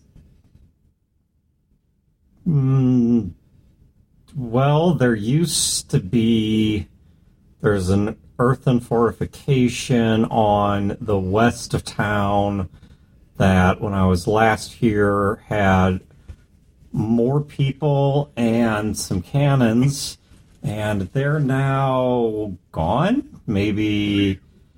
No, south. They're on the south side of town now. That's new. I don't think there was earthworks there before. Very good observation. And I make a note in my book about it. Void? Yes. I don't believe they've given the town over yet. They moved their fortifications to the south where the troops are. They're still holding out. Is there a flag flying over the town? Towards town square, yes, there is a flag flying over the town, and it is currently flying the city flag of the Three Rivers, which, for those of you not local, that is the St. Louis city flag. Well, that's a good sign. Yes, they're still holding out at least. That and there aren't a cadre of armed men and some women coming up the docks. Some women. A cadre of fine armed men and some women. So I think we'll be able to walk off the ship without being shot. As the ship pulls up, there is a group of people or a small crowd starting to form toward the east. Now, keeping in mind that while there are workshops and apple muffin bakeries and other things within Cape, there are also a lot of the people here work in agriculture or similar fields that don't do a huge amount of work in the winter. And so the people here, not all of them, but some of them have more free time than they would otherwise, plus the city being under siege kind of, changes the calculus here. I'm looking around for... And so they're starting to gather toward the east, and a decent number of men and some women with rifles slung on their backs are pushing their way through the crowd towards your guys' boats. Oh, this may be our cadre of executioners. Well, that changed what I was going to do. I was going to run for a kid and toss him a coin to go let the mayor know we're here. Yeah, you don't need to do it. It's kind of hard to miss the dancer. Can I have your players roll perception check? Can you have... the... These two knuckleheads? Yeah? Yeah. Roll Void starts walking You'll have to tell me if they get any other... Void starts walking down the gang. Can I apply my scouting to this? 16. Sure. Well, thank you. I'll allow it. It's honestly, I don't know what I was rolling for, so I'll go with it.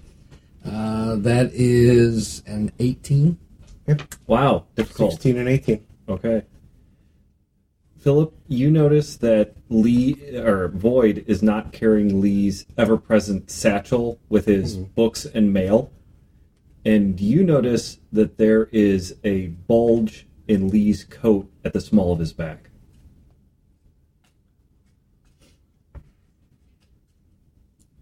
He's walking around armed now. And he's not carrying his stuff because in his mind, he's not leaving. As you start walking down the gangplank, Casey, having put his sash back on and carrying the rifle, follows directly behind you. Void walks down the gangplank to the dock and awaits the cadre. I quickly follow. The cadre shows up, the first of them, guy with a well-trimmed goatee, good cut hair. These people they're not in any particular uniform, they're all just wearing winter clothing. Looks more like a militia than an army. But one of them approaches you and he says, well, glad to have you, you boys show up. I've got payment if, you've got the Goods. Yeah. If you've got the armaments. We do. Do you need our crew to unload them, or will you take care of them? Well, I suppose we can do that, just as long as your crew tells us, where all the hatches are and whatnot, so we can get it all out of there. What's your situation? Well, I don't know that I'm rightly the one to ask, but since you did, the army is arrayed out that way, and they are content for the moment to hold their position. We keep expecting them to overrun us. Quite frankly, we're getting tired just from... we have our watches go in shifts and try to let men sleep when they can, but everybody's always nervous, and so we're getting fatigued out there, but... Estimation of numbers, and are they negotiating?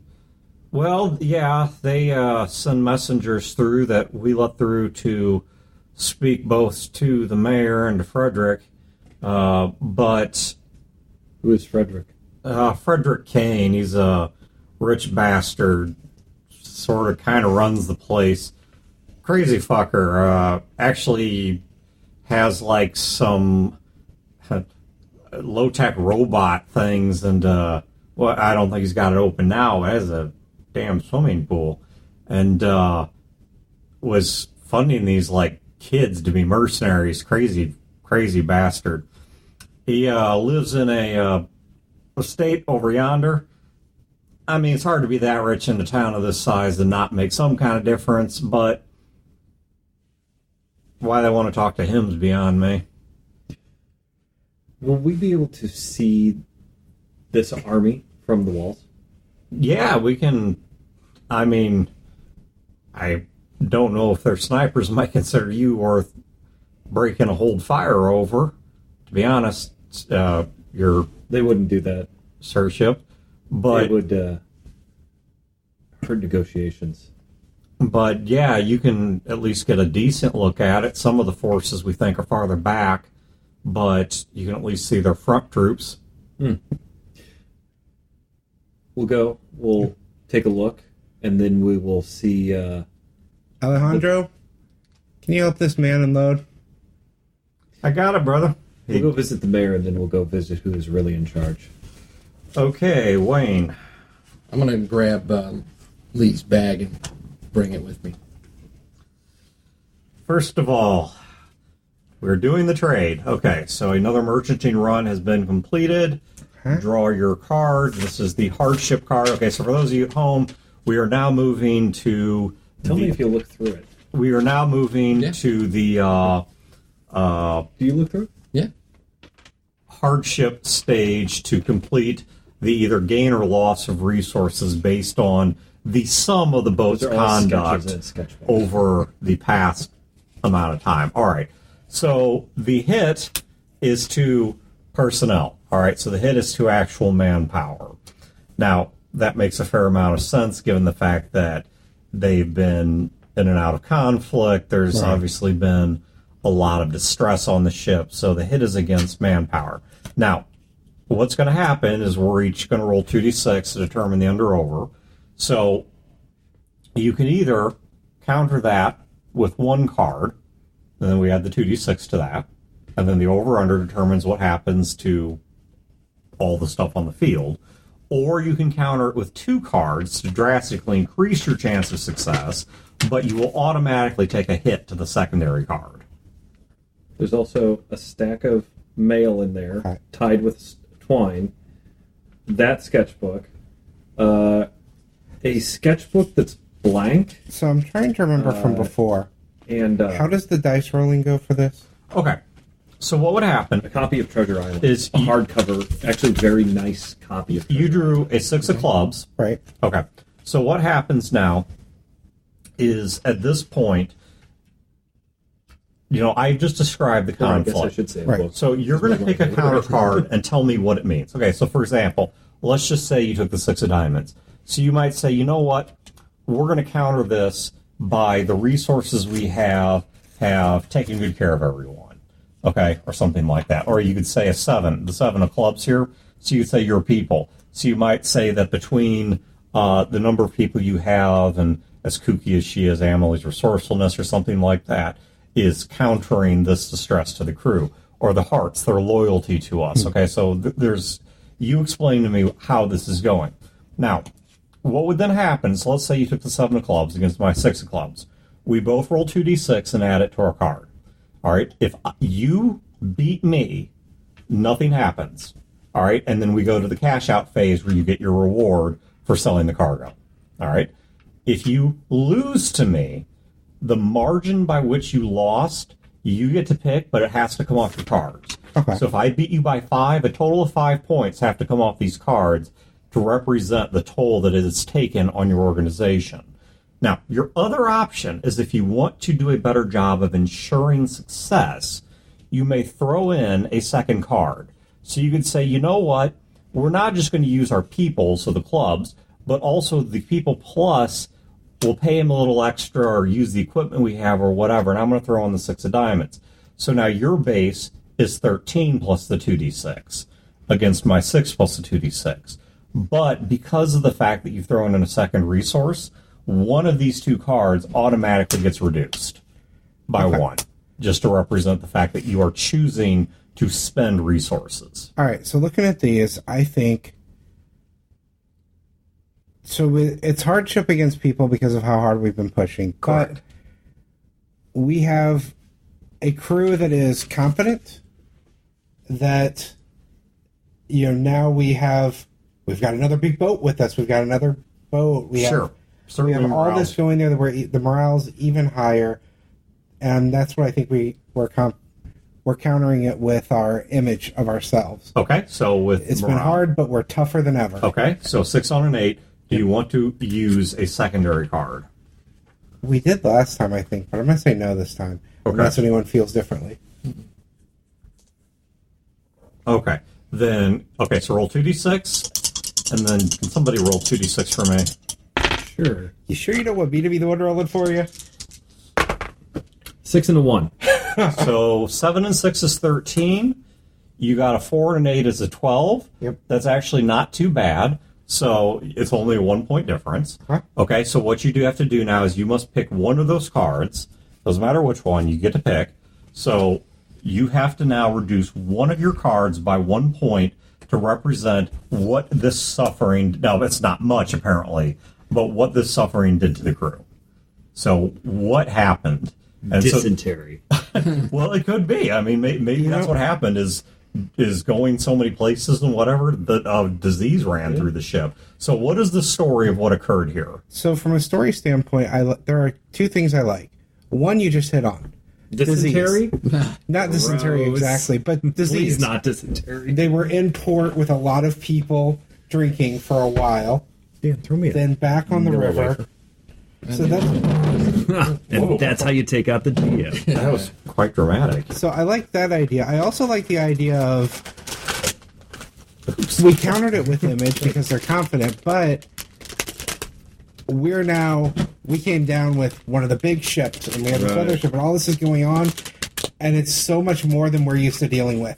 Yeah. And then I think I like there's that. a lot of weird shit going on. I like that better of everyone's feeling out of their depth so they don't have the same image of They're used to themselves. danger and getting shot at, but not this weird crap. Yeah. So the hits to morale. yeah. Okay. So then morale now goes down from an 8 to a 7, which is, all things considered, is not too bad. Okay. Now we do the cash out. So the cash out works as follows. And this one's going to be easy because your dice or your cards are so similar in number. Grab this here, Maggie. Okay, so we take your highest die and your lowest die, and they get added together. So you get out of this a total of 13 organizational wealth. Charlie's like, Wayne is delicious. So what I'm going to do to keep this easy is I'm going to pay you 15 and then take 2 back. So your total organization wealth is now... Those aren't 10s, are they? Yeah, they should be. I don't think those should be both 1s, yeah. Okay. So your total organization wealth is now a 22, and you can use that to do things like upgrade the ship, or upgrade or hire new people, or if you want to buy new equipment, or whatever. Swivel gun. That is the possibility. You could start putting... If you want to start arming and armoring the ship, you are within the wealth range to start looking into that. So A motor. That's another possibility. You'd lose some tonnage on cargo, but yes, you could start. But you gain a lot in versatility. Yeah, like being able to move back upriver in a timely fashion. All right, so we'll put that aside for now. I just needed to get that resolved. Okay, so let's... Unless you guys are putting in an order right now, which Kate may or may not even be capable of fulfilling. Yeah, no, we're not going to... We want to know the situation before we even think about that. Yeah.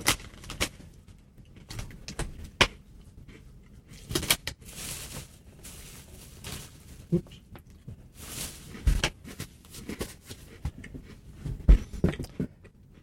So, as we're heading to the mayor's first, right? Oh, the wall. Look wall. at the army. Yeah. As we're heading to the wall, like, so, are you thinking what I'm thinking about this Kane fellow? That he's the one who's really in charge. He has all the hallmarks. He's rich. He's powerful. He's respected, and he's apparently crazy. And that he may know who these people are and may have been working with them from the beginning. What gives you that idea? I'm not saying you're wrong. Because they knew to talk to him when they came into town. But we know to talk to him when we come into town, too. True. He's the one with the biggest house. Because everywhere we've gone when something's going on, there's somebody behind it that seems connected to these... Inside the Carver clan, there was Songbird.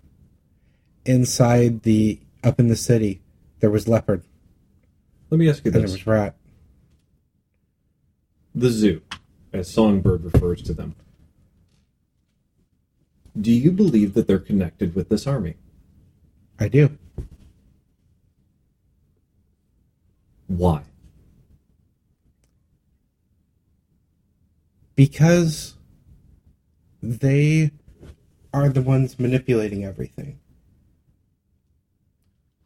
They seem to want to weaken St. Louis for this army to come in. As they described...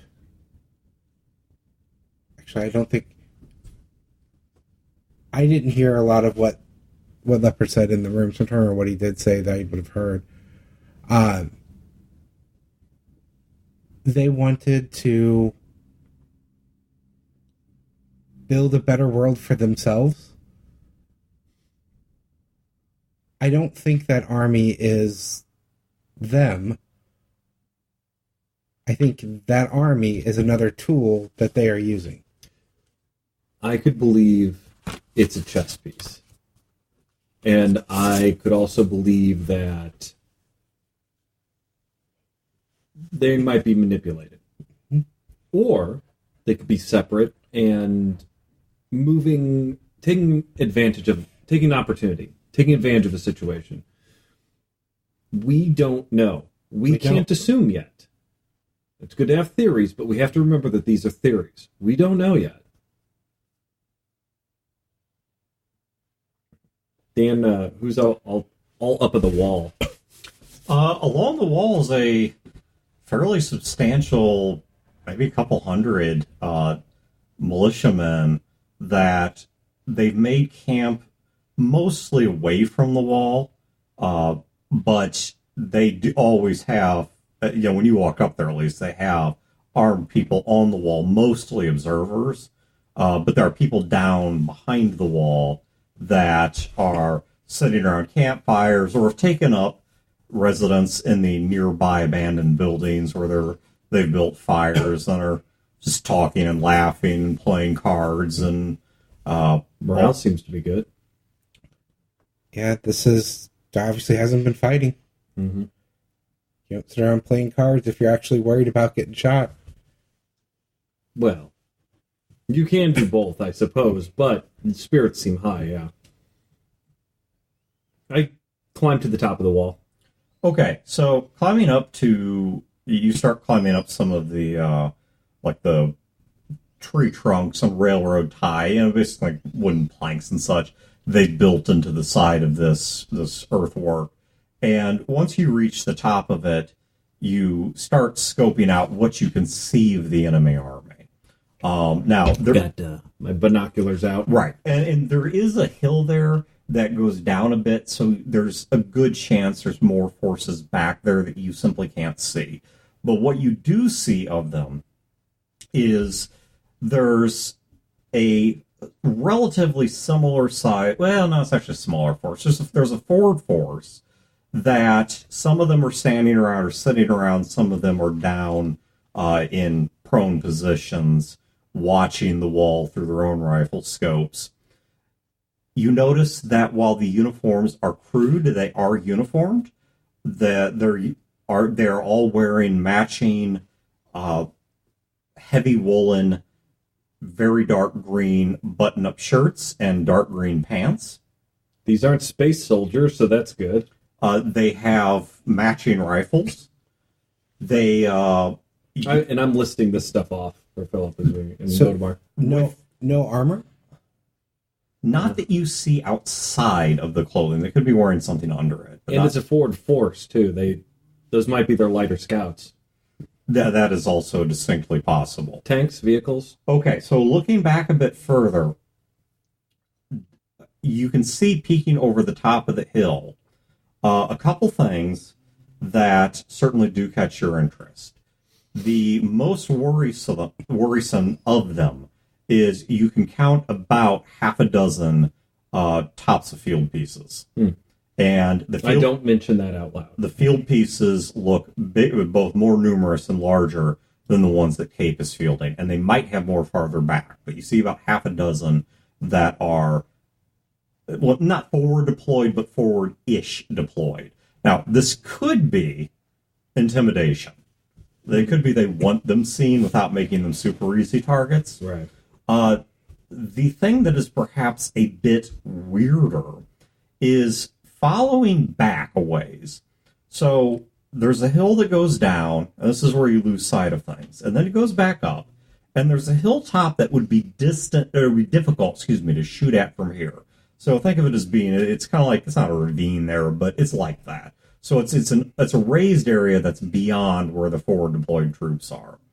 And up on that raised area, there's about a dozen of these soldiers walking around an object that is maybe 12 or 15 feet long by about 8 feet by about 8 feet.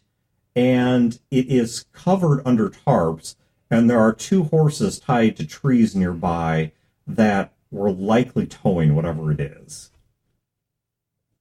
Like a big missile? Could be. Or a tanker truck? Or... Could also be that.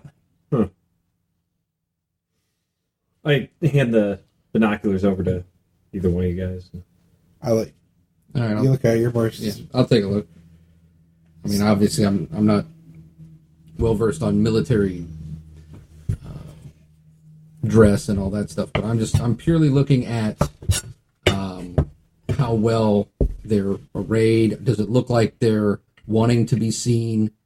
Do they have any markings as to like rank structures, things like that?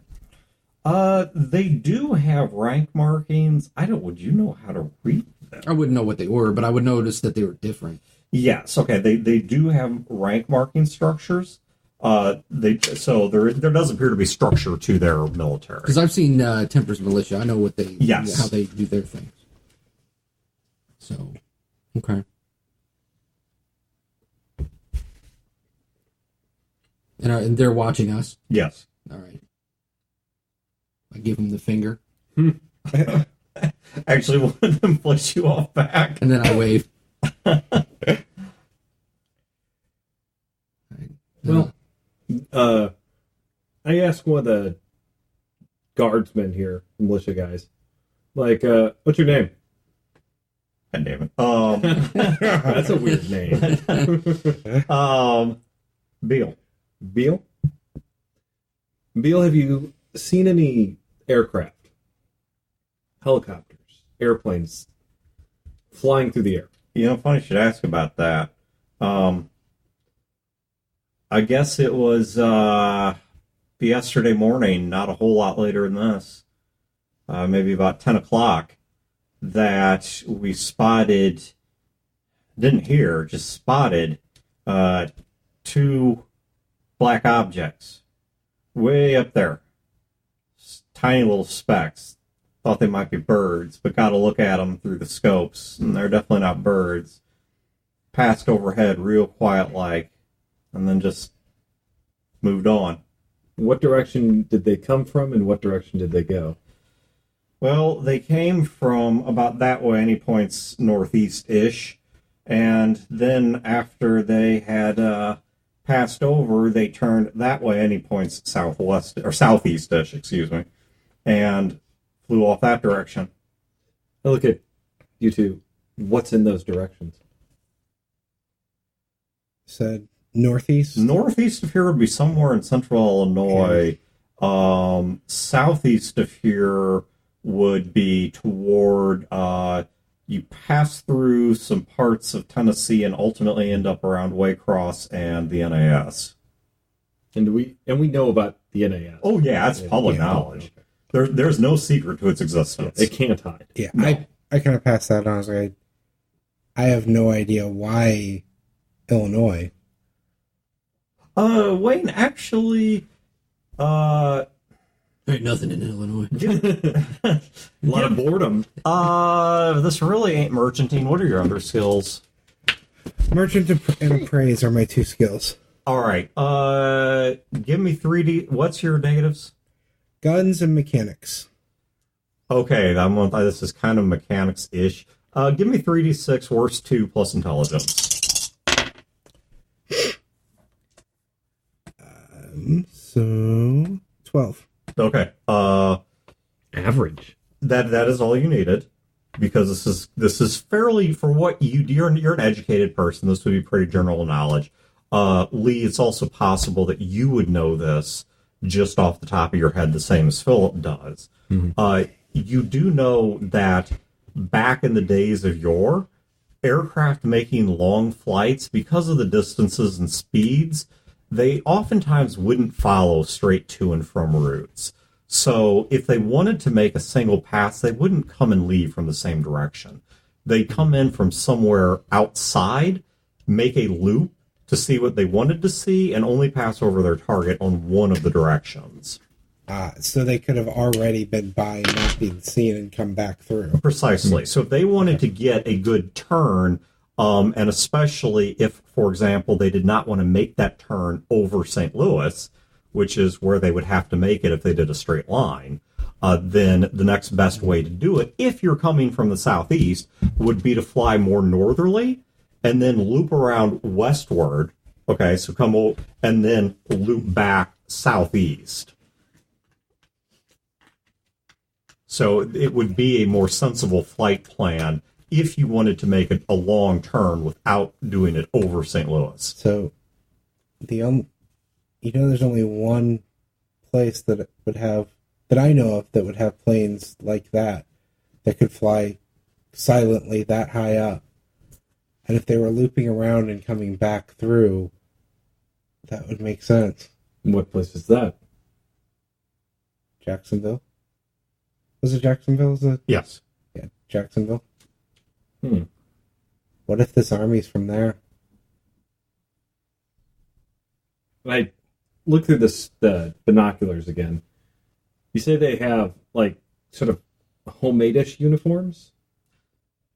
Low tech. You don't know if they're quite homemade or not, but these are certainly lower tech. I don't know about that. They were... Maybe they're keeping an eye on things. They're always watching.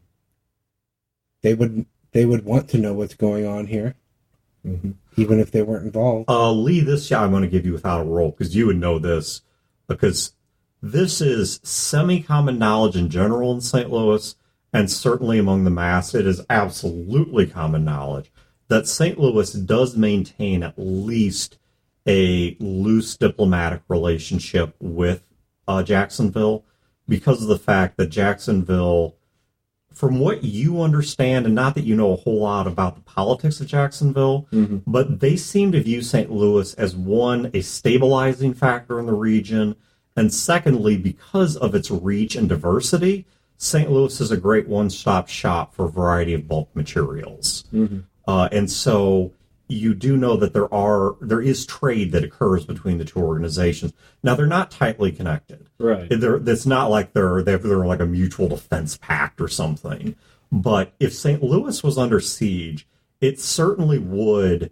If Jacksonville had not tired of St. Louis and decided to get rid of them and engineered this themselves, then they would certainly be damn curious about who was doing it and why and how successfully. And maybe pass the information back. I share this with you guys. So the planes may have nothing to... The planes may not have come from the army that's out here. Right. They might not even be planes. They might be unmanned drones. Well, I think we've seen enough here. Shall we talk to the mayor, or who's really in charge? I look at the guy, Beal, and I'm like, who's really in charge? The mayor or the other guy whose name Kane. Kane.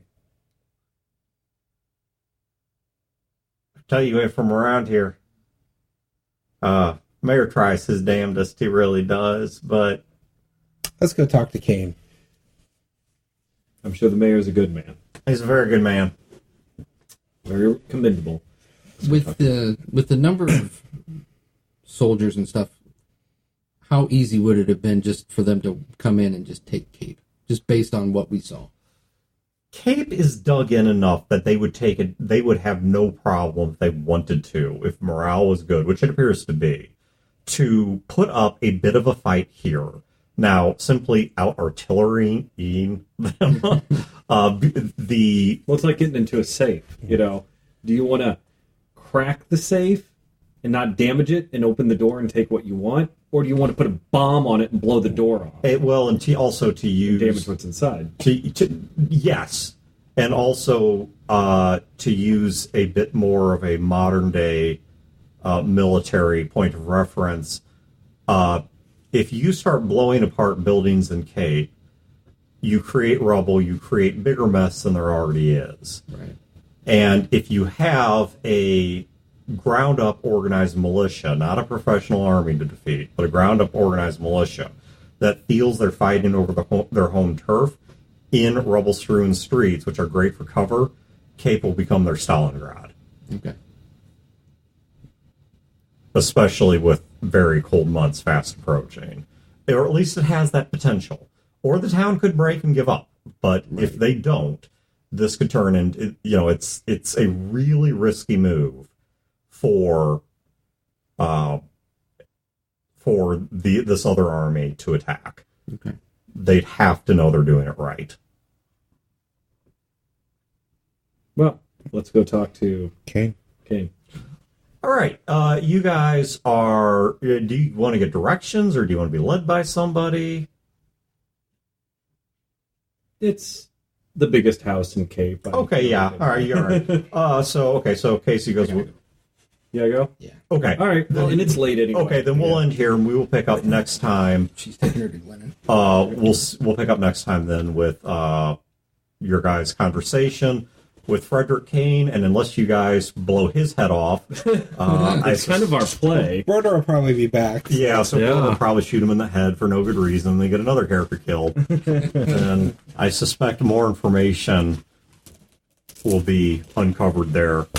Good character RP. Yes, that was fun. In terms of advancing plot reveals and information, I think next session will be far bigger. Mm-hmm. I would be surprised if you guys don't learn substantially more. Maybe not everything, but substantially more from Kane than you currently know. Yeah, good game. Enjoyed the hell out of it. Yeah, all right. Well, Eric, best luck to you, and of course to your daughter. I hope she's okay. Shoot this group, like a message or something. Let us know how this turns out. And for you guys at home, thanks for tuning in. We will catch you in probably 2 weeks. Should I say see ya? I feel like I should say see ya. I don't know if I'm going to say see ya or not.